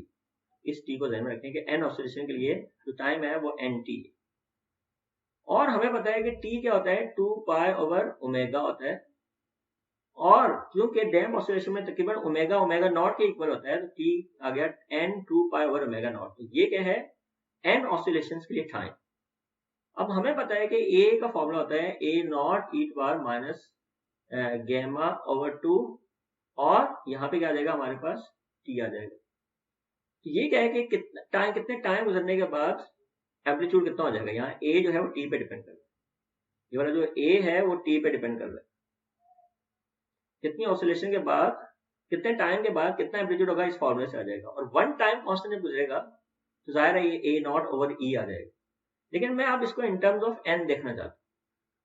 तो n के लिए आपको सिंपली क्या करना पड़ेगा, माइनस गामा ओवर 2, t की जगह n 2 pi over omega naught लिखना पड़ेगा। तो t की जगह क्या रखा n 2 pi over omega naught, तो ये एक्सप्रेशन में t की जगह n आ गया, 2 और 2 कैंसिल आउट हो गया, तो ये आ गया a naught e to the power minus n pi, और यहां पे हमारे पास क्या आ गया ओमेगा नॉट, और ये जो गामा है वहां जाके डिवाइड करवा दे, ओवरऑल गामा डिवाइड करा। और ओवरऑल गामा डिवाइड करने का फायदा क्या होगा कि हमारे पास ओमेगा नॉट ओवर गामा जो है क्यू होता है। तो इसका फायदा क्या होगा कि हम in terms of Q factor भी देख रहे हैं और नंबर ऑफ ऑसिलेशन भी देख रहे हैं। अब मैं चाहता हूं कि जो हमारी एम्पलीट्यूड है वो अपनी ओरिजिनल वैल्यू का 1 अपॉन ई आ जाए। तो 1 अपॉन ई पहले हमने कैसे लाया था, यानी हमारे पास जब था minus B T over 2m, तो हमने क्या किया था ओवरऑल बी को वहां जाके डिवाइड करवाया था, और इस चीज को हमने टाउ का नाम दिया था। और फिर हमने कहा था कि जब टाइम इस टाउ के इक्वल होगा तब ई की वैल्यू -1 होगी, तब हमारा जो एम्पलीट्यूड है वो अपनी ओरिजिनल वैल्यू का टाइम इज इक्वल टू 0 वाली वैल्यू का 1 अपॉन ई होगा। तो मेनली हमने ई की पावर को 1 करना था, -1। अब मैं इसको -1 करना चाह रहा हूं, तो हमारे पास वहां t को आपने अलग से रखा था, यहाँ पे आप क्या करेंगे, n को अलग से रखेंगे, माइनस ये रहा, और हमारे पास q डिवाइड बाय पाई आ जाएगा। पाई ओवरऑल डिवाइड करा दिया मैंने, n अपनी जगह पे रखा, पाई ओवरऑल डिवाइड करा दिया। तो अब ये जो हमारे पास है q ओवर पाई, अगर नंबर ऑफ ऑसिलेशंस, जाहिर है पहले एक ऑसिलेशन है, फिर 2 है, फिर 3 है, फिर 4 है, फिर 5 है, तो जैसे जैसे नंबर ऑफ बढ़ते बढ़ते बढ़ते जब q ओवर पाई के इक्वल होंगे, q क्या था, कोई नंबर था, आप याद करें, q हमने क्या कहा था, omega not divide by gamma, एक कोई नंबर है, ये नंबर है, प्योर नंबर, कोई यूनिट नहीं होता। तो जब नंबर ऑफ ऑसिलेशन बढ़ते बढ़ते q ओवर पाई के इक्वल होंगी, इस नंबर के इक्वल होंगे, तो उस वक्त e की पावर क्या आ जाएगी, जब ये चीज बढ़ते बढ़ते बढ़ते नंबर ऑफ ऑसिलेशन, ये क्या है नंबर ऑफ ऑसिलेशन, बट ये नंबर ऑफ ऑसिलेशन बढ़ते बढ़ते जब q ओवर पाई के इक्वल होगा, उस वक्त a क्या होगा, e की पावर a नॉट e की पावर -1 आ जाएगा, यानी कि एम्पलीट्यूड अपनी ओरिजिनल वैल्यू का 1/e हो जाएगा, यानी कि एम्पलीट्यूड 37% डिक्रीज हो जाएगा। तो जो यहाँ पे नंबर ऑफ ऑसिलेशंस हैं वो q ओवर पाई, ये number of oscillation q over पाई है, इसको n से ना रिप्रेजेंट करें तो ज्यादा अच्छा है। तो उसके बाद क्या होगा कि इट रिक्वायर्स कितनी number of oscillation, q over pi number of oscillations for the amplitude to drop to 1/e of its initial value. Initial value का 1/e यानी 37% करने के लिए कितनी ऑसिलेशन चाहिए, q ओवर पाई। इसका फायदा क्या होगा कि आप लोगों को ये नजर आएगा कि कितनी ऑसिलेशन के बाद ये होगा। तो फॉर एग्जांपल अगर Q10 हो, कैलकुलेट कीजिएगा, यहाँ Q की जगह 10 रखें, पाई तकरीबन 3 है, अब होता है पाई 3.142 होता है, लेकिन तकरीबन 3 होता है, तो 10 को 3 से डिवाइड करें तो तकरीबन 3 ऑसिलेशन के बाद एम्पलीट्यूड अपनी ओरिजिनल वैल्यू का जो है वो 37% हो जाएगा। क्या अगर मैं इस पेंडुलम को बोलूँ कि पेंडुलम के लिए Q10 है, तो आपने देखा है कि ऑसिलेशन जो है वो डिक्रीज होती है, लेकिन क्या 3 ऑसिलेशन के बाद वैल्यू अपनी ओरिजिनल वैल्यू का 37% होती है? नहीं, ऐसा नहीं होता। काफी ऑसिलेशन के बाद वैल्यू अपनी ओरिजिनल वैल्यू का 37% होती है। तो फॉर एग्जांपल अगर मैं Q100 लूं, हाई Q वैल्यू, तो उस केस में क्या होगा, अगर Q100 हम लेंगे तो नंबर यहाँ पे 100 रखा, पाई तकरीबन 3 है, 100 को तकरीबन 3 से डिवाइड करें, 33 आ जाएगा। 32 ऑसिलेशन के बाद, 32 ऑसिलेशन के बाद इसका जो एम्पलीट्यूड होगा वो अपनी ओरिजिनल वैल्यू का 1/e होगा। तो इसलिए मैंने कहा था कि आम जो पेंडुलम होता है वो लो डैम्पिंग सिस्टम होता है, क्योंकि उसमें काफी नंबर ऑफ ऑसिलेशन के बाद वैल्यू अपनी ओरिजिनल वैल्यू का 37% आती है, यानी कि 1/e होती है। तो आप ये दो आपके पास ऑप्शन आ गए कि एक देखें कितनी देर के बाद एम्पलीट्यूड अपनी ओरिजिनल वैल्यू का 1/e है, और नंबर 2 ये है, इस फॉर्मूले को पढ़ने का फायदा ये हुआ कि ये फॉर्मूला को बता रहा है कि कितने नंबर ऑफ ऑसिलेशन के बाद वैल्यू अपनी ओरिजिनल वैल्यू का 1/e होगी। तो दोनों मैसेज एक ही दे रहे हैं, लेकिन एक में क्या हो रहा है, वैल्यू एक जो सिस्टम है उसमें टाइम देख रहे हैं, और एक जो फॉर्मूला था उसमें टाइम आया था कितने टाइम के बाद, और ये जो फॉर्मूला ये बता रहे हैं कितने नंबर ऑफ ऑसिलेशन के बाद। अब हमारा जो लेक्चर है फाइनल स्टेज की तरफ बढ़ रहा है, और उसमें हम ये देखना चाह रहे हैं कि अगर डैम्पिंग काफी ज्यादा हो जाए तो फिर क्या होगा, अगर लार्ज डैम्पिंग हो तो फिर क्या होगा। तो अगर लार्ज डैम्पिंग होगी तो फिर ऑसिलेशन ही नहीं होगी, अगर लार्ज डैम्पिंग होगी तो फिर ऑसिलेशन ही नहीं होगी। तो इसको पहले हम देखते हैं इक्वेशन में। तो हमने क्या पढ़ा था कि जो हमारा n स्क्वायर था, जिसको हमने ओमेगा स्क्वायर का बाद में नाम दिया, omega naught square minus gamma over square over 4 के इक्वल है, omega naught square minus gamma square over 4 के इक्वल है। तो ओमेगा नॉट क्या है, ये सिस्टम की नेचुरल फ्रीक्वेंसी थी, इसकी कोई ना कोई वैल्यू होगी ना। तो ऐसा हो सकता है कि जो हमारा ओमेगा नॉट हो वो गामा ओवर 2 से ज्यादा होगी, क्योंकि आपको नजर आ रहा है कि इसको लिख सकते हैं gamma not square minus gamma over 2 square. तो अगर फॉर एग्जांपल ये 10 है और ये फॉर एग्जांपल 8 है, तो इसकी वैल्यू से ज्यादा होगी, तो ये मतलब है इसका कि ये वाली वैल्यू इस वैल्यू से ज्यादा है। तो अगर ओमेगा नॉट की वैल्यू गामा ओवर 2 से ज्यादा होगी तो वही सारा कुछ होगा जो हमने पहले पढ़ा है, जो अब तक हमने पढ़ा है उसमें ये असम्पशन है कि ओमेगा नॉट गामा ओवर 2 से ज्यादा है, और उसका सोल्यूशन वही आएगा जो हमने पढ़ा है। और हमारा जो सिस्टम है वो ऑसिलेट तो करेगा, लेकिन उसका जो एम्पलीट्यूड होगा वो डिक्रीज होगा, इस तरह से कम होगा, और इस तरह के सिस्टम बोलते हैं अंडर डैम्पिंग सिस्टम। ठीक है, तो ये जो कंडीशन है इसको बोलते हैं अंडर डैम्पिंग। ठीक है, और उसमें एम्पलीट्यूड डिक्रीज होगा, वही सारा कुछ होगा जो हमने पढ़ा। लेकिन क्या हमेशा ओमेगा नॉट गामा ओवर 2 से ज्यादा होगा? लाजमी नहीं है। गामा क्या था, b ओवर m। अगर आप डैम्पिंग को बढ़ा दें और इतना बढ़ जाए कि गामा की वैल्यू फिर अब ओमेगा नॉट गामा ओवर 2 की वैल्यू ओमेगा नॉट से बढ़ जाए, यानी गामा ओवर 2 की वैल्यू ओमेगा नॉट से बढ़ जाए, इस तरह की जो डैम्प कंडीशन है उसको बोलते हैं ओवर डैम्पिंग। और उसमें क्या होगा, हमारे पास जो एन स्क्वायर जिसको हमने ओमेगा स्क्वायर का नाम दिया था वो क्या था, omega naught square minus gamma square over 4 यानी गैमा ओवर 2 का स्क्वायर। अब ये जो वैल्यू होगी वो इससे ज्यादा होगी तो ओवरऑल आंसर नेगेटिव आ जाएगा। अब ओवरऑल आंसर नेगेटिव आने का मतलब है ओमेगा स्क्वायर यानी एन स्क्वायर नेगेटिव आ जाएगा, जो कि पॉसिबल नहीं है। इसका मतलब है ये सॉल्यूशन अब नहीं चलेगा। यानी कि अगर डैम्पिंग ज्यादा हो जाए और डैम्पिंग ज्यादा होते होते इसकी वैल्यू ओमेगा नॉट से बढ़ जाए तो अब ये वैल्यू ज्यादा है, फॉर एग्जांपल ये 12 है और ये वैल्यू कम है, फॉर एग्जांपल 10 में से 12 माइनस करेंगे तो ओवरऑल नेगेटिव आएगा। और ये नेगेटिव कौन आ रहा होगा, ओमेगा स्क्वायर। स्क्वायर कभी नेगेटिव नहीं होता, इसका मतलब है अब ये सॉल्यूशन एग्जिस्ट नहीं करेगा। अब क्या होगा, उसके लिए हमें थोड़ी सी मैथमेटिक्स करनी है। तो हमारे पास जो ओमेगा स्क्वायर है वो इक्वल है ओमेगा नॉट स्क्वायर, या इसको अब एन स्क्वायर बोलते हैं क्योंकि हमने सॉल्यूशन एन स्क्वायर से शुरू किया था, एक ही बात है। एन स्क्वायर क्या होगा, omega naught square minus gamma square over 4। अब क्या करेंगे कि आपको पता है गैमा स्क्वायर ओवर 4 बड़ी वैल्यू है ओमेगा नॉट स्क्वायर से, तो आप गैमा स्क्वायर ओवर 4 को कॉमन पहले लिख दें और नेगेटिव साइन कॉमन लिख लें। और ये जो ओमेगा नॉट स्क्वायर है क्योंकि नेगेटिव साइन जबरदस्ती कॉमन लिया है तो ये पॉजिटिव हो जाएगा और ये नेगेटिव हो जाएगा, ये एन स्क्वायर है। दोनों तरफ स्क्वायर रूट लें, minus gamma square over 4 minus omega naught square. और स्क्वायर रूट ऑफ -1 क्या होता है, स्क्वायर रूट ऑफ -1 होता है आपके पास, अच्छा एक चीज मैंने यहाँ पे की है, जब स्क्वायर रूट है तो यहाँ प्लस माइनस आ जाएगा, यहाँ स्क्वायर खत्म हो जाएगा। तो स्क्वायर रूट लिया है तो यहाँ प्लस माइनस आ जाएगा, यहाँ से स्क्वायर खत्म किया, स्क्वायर रूट लिया, यहाँ भी स्क्वायर रूट लिया, प्लस माइनस आ गया। और ये क्या है, स्क्वायर रूट ऑफ -1 तो वो क्या होता है जे पायोटा।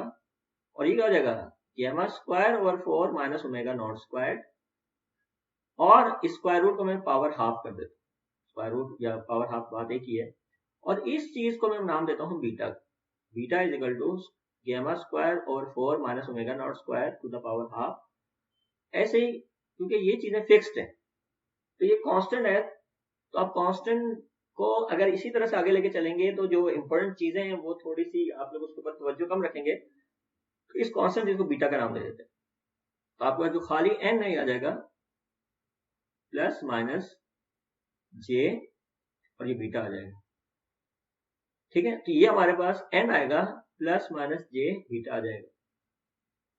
अब अगर आप याद करें तो हमारे पास जो z था, ओके ऊपर चलते हैं, पहले मैं बताता हूं आपको।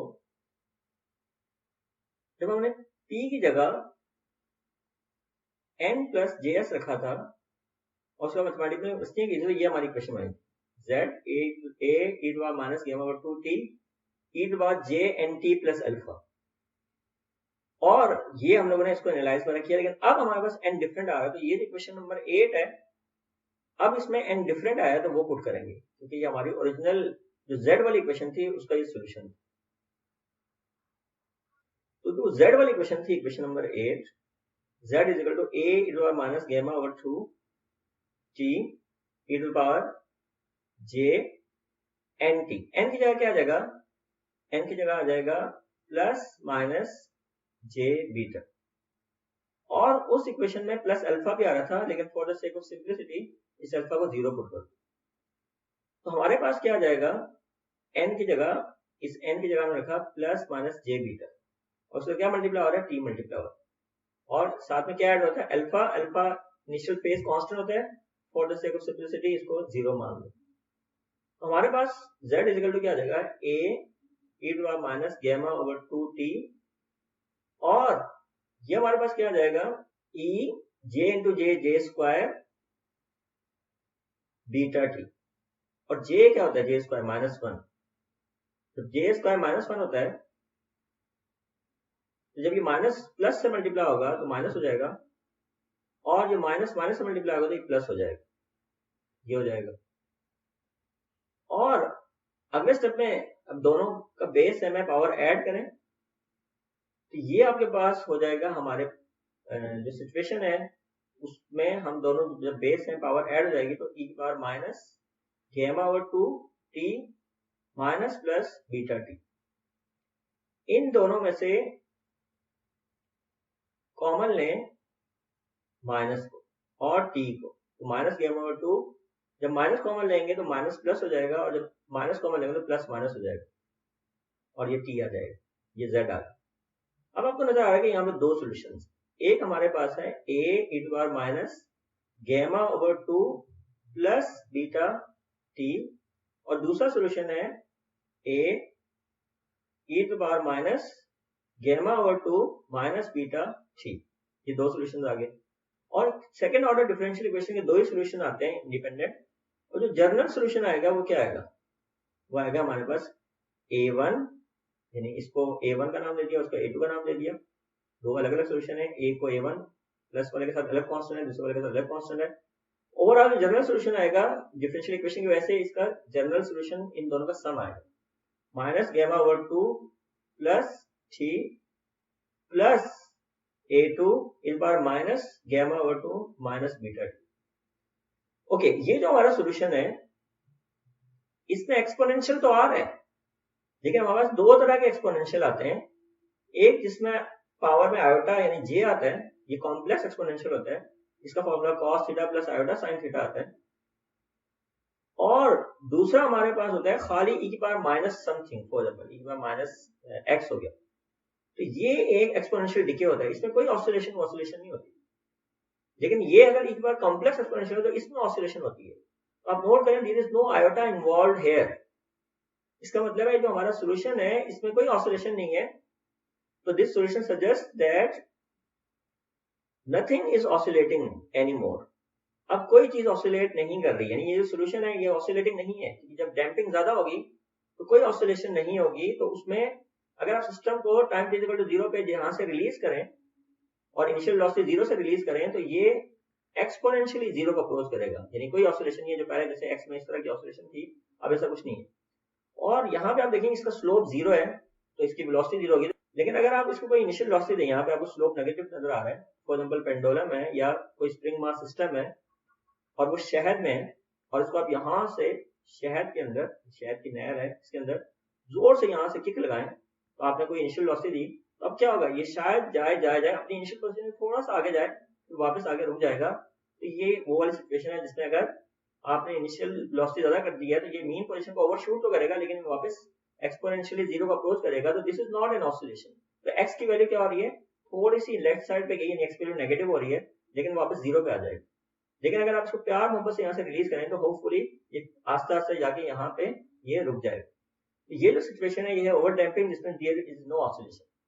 एक तीसरी पॉसिबिलिटी भी है जिसमें ओमेगा नॉट गैमा ओवर 2 के इक्वल हो जाए। हमारा इक्वेशन क्या थी, हमारी इक्वेशन थी n स्क्वायर यानी ओमेगा स्क्वायर या खाली n is equal to square root of omega naught square minus gamma over 2। पहले हमने क्या पढ़ा कि ओमेगा नॉट जब गैमा ओवर 2 से ज्यादा होगा अंडर डैम्पिंग है, सिस्टम ऑसिलेट करेगा, एम्पलीट्यूड कम होगा लेकिन आस्ते आस्ते ऑसिलेट करते हुए 0 होगा। फिर हमने अभी क्या देखा कि गैमा ओवर 2 अगर ओमेगा नॉट से ज्यादा है तो डैम्पिंग इतनी ज्यादा कर दिया आपने कि आप कोई ऑसिलेशन नहीं होगी। तीसरी पॉसिबिलिटी क्या है कि गैमा ओमेगा नॉट ओवर 2 और गैमा ओवर 2, यानी कि आप लोगों ने डैम्पिंग जस्ट इतनी की है कि ये दोनों चीजें बराबर है।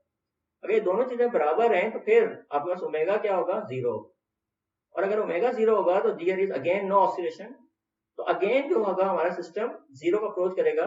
क्रिटिकल डैम्पिंग में और ओवर डैम्पिंग में फर्क है कि ओवर डैम्पिंग में डैम्पिंग काफी ज्यादा होती है, क्रिटिकल डैम्पिंग में जस्ट इतनी होती है कि सिस्टम में कोई फ्रिक्वेंसी नहीं होगी, और उसका जो सोल्यूशन आएगा उसका, जैसे मैंने यहाँ पे सोल्यूशन डेवलप कराया है, वो थोड़ा सा टिपिकल है, वो आप जब डिफरेंशियल इक्वेशन पढ़ेंगे तभी आप डेवलप करेंगे, तो उसमें जनरल सोल्यूशन आएगा वो हमारे पास ये वाला है, क्योंकि उस केस में थोड़ी सी टिपिकल चीजें हैं तो उसमें ये सोल्यूशन आएगा। और आपका एक तरह से असाइनमेंट है कि आप वेरीफाई करेंगे ये उसका सोल्यूशन है, इसमें गैमा को आपने 2 ओमेगा नॉट रखना है। तो तीसरी सिचुएशन में भी आप ये चेक करें ये सोल्यूशन आया है, कैसे आया है, इसकी डिटेल में नहीं बता रहा, आपका वो उतना आपने नहीं पढ़ा हुआ, लेकिन जो भी ये चीज आ रही है इसमें अगेन कोई एक्सपोनेंशियल कॉम्प्लेक्स एक्सपोनेंशियल नहीं है, अगेन ये डिकेइंग फंक्शन है, तो अगेन ये डिके 0 को की तरफ अप्रोच करेगा, लेकिन यहाँ पे जो अप्रोच करेगा और यहाँ जो ओवर डैम्पिंग अप्रोच करेगा उसमें थोड़ा सा एक फर्क, तो उसको जो है वो आप लोग इस YouTube पे एक वीडियो है उसको देखें। तो इसमें ये हमारा टॉर्जनल ऑसिलेटर है, इसमें एक बंदा इसको ऑसिलेशन करा रहा है, तो ये अभी अंडर डैम्पिंग सिस्टम है, तो इसमें देखिए ऑसिलेशन हो रही है और ये आहिस्ता आहिस्ता ये 0 को अप्रोच कर रहा है, ये है अंडर डैम्प सिस्टम।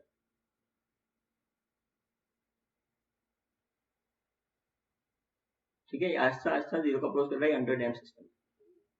अब यहाँ पे तकरीबन ये क्रिटिकल डैम्पिंग होगी, तो आप देखें ये ऑसिलेट, ये जीरो पर ऑसिलेट हो रहा है और ये बिल्कुल प्यार मोहब्बत से जाके जीरो को अप्रोच कर रहा है, ये ओवर डैम्पिंग। अब क्या करेगा ये, सॉरी ये क्रिटिकल डैम्पिंग थी पहले वाली, अब ये ओवर डैम्पिंग है। अब ये देखिए प्यार मोहब्बत से बहुत देर के बाद ये जाके बहुत आहिस्ता आहिस्ता आहिस्ता आहिस्ता ये जीरो की तरफ जा रहा है। तो ये जो चीजें हैं ये इस ग्राफ में यहाँ पे बताया गया है कि जो अंडर डैम्प सिस्टम है उसमें ये ऑसिलेशन होगी, इसको थोड़ा घुमा के आपने देखना होगा। क्रिटिकल डैम्पिंग में ये थोड़ा जल्दी जीरो को अप्रोच करेगा और अंडर डैम्पिंग में थोड़ा देर के बाद जाके जीरो को अप्रोच करेगा, लेकिन दोनों दफा जीरो को अप्रोच कर रहा है। क्रिटिकल में थोड़ा जल्दी करेगा और ओवर डैम्प में थोड़ा देर के बाद करेगा। और इन ओवर डैम्प सिस्टम या क्रिटिकल डैम्प सिस्टम की बहुत सारी एग्जांपल्स हैं। डोर के मैकेनिज्म में इस्तेमाल होता है, इस तरह कार में जो शॉक अब्जॉर्बर्स हैं वहां पे ये इस्तेमाल होता है, इस तरह जो गैल्वानोमीटर्स हैं वहां पे ये इस्तेमाल होता है, ये वाला सिस्टम, ये वाला जो कंडीशन है क्रिटिकल डैम्पिंग वाली। इस तरह ओवर डैम्पिंग के भी कुछ एग्जांपल्स हैं, तो ये आप यहाँ से इससे पढ़ लीजिएगा। तो आज के लेक्चर में हम लोगों ने डैम्प सिस्टम्स के बारे में पढ़ा। हमने जो इक्वेशन मेनली डेवलप की वो अंडर डैम्प सिस्टम के लिए डेवलप की, जिसमें हमने ये देखा कि हमारे पास जो सोल्यूशन है वो चेंज हो जाता है और उसमें जो डैम्पिंग है वो अपना रोल प्ले करती है। एम्पलीट्यूड जो है वो एक्सपोनेंशियली जीरो को अप्रोच करता है, एम्पलीट्यूड जो है वो एक्सपोनेंशियली जीरो को अप्रोच करता है, और जो एनर्जी है वो एक्सपोनेंशियली जीरो को अप्रोच करती है। तो e की पावर माइनस एक्स जो है ये एक्सपोनेंशियल फैक्टर है, जिसकी वजह से चीज एक्सपोनेंशियली जीरो का अप्रोच करने का मतलब है शुरू में तेज से ये कम होती है और फिर ग्रेजुअली ये आहिस्ता आहिस्ता जीरो की तरफ अप्रोच करती है। फिर हम लोगों ने देखा क्रिटिकल डैम्पिंग क्या होती है, ओवर डैम्पिंग क्या होती है, और इसके बहुत सारे प्रैक्टिकल एप्लीकेशंस। तो आज के लेक्चर में हम इतना ही रखते हैं और नेक्स्ट लेक्चर में हम लोग फोर्स ऑसिलेशन के बारे में पढ़ेंगे।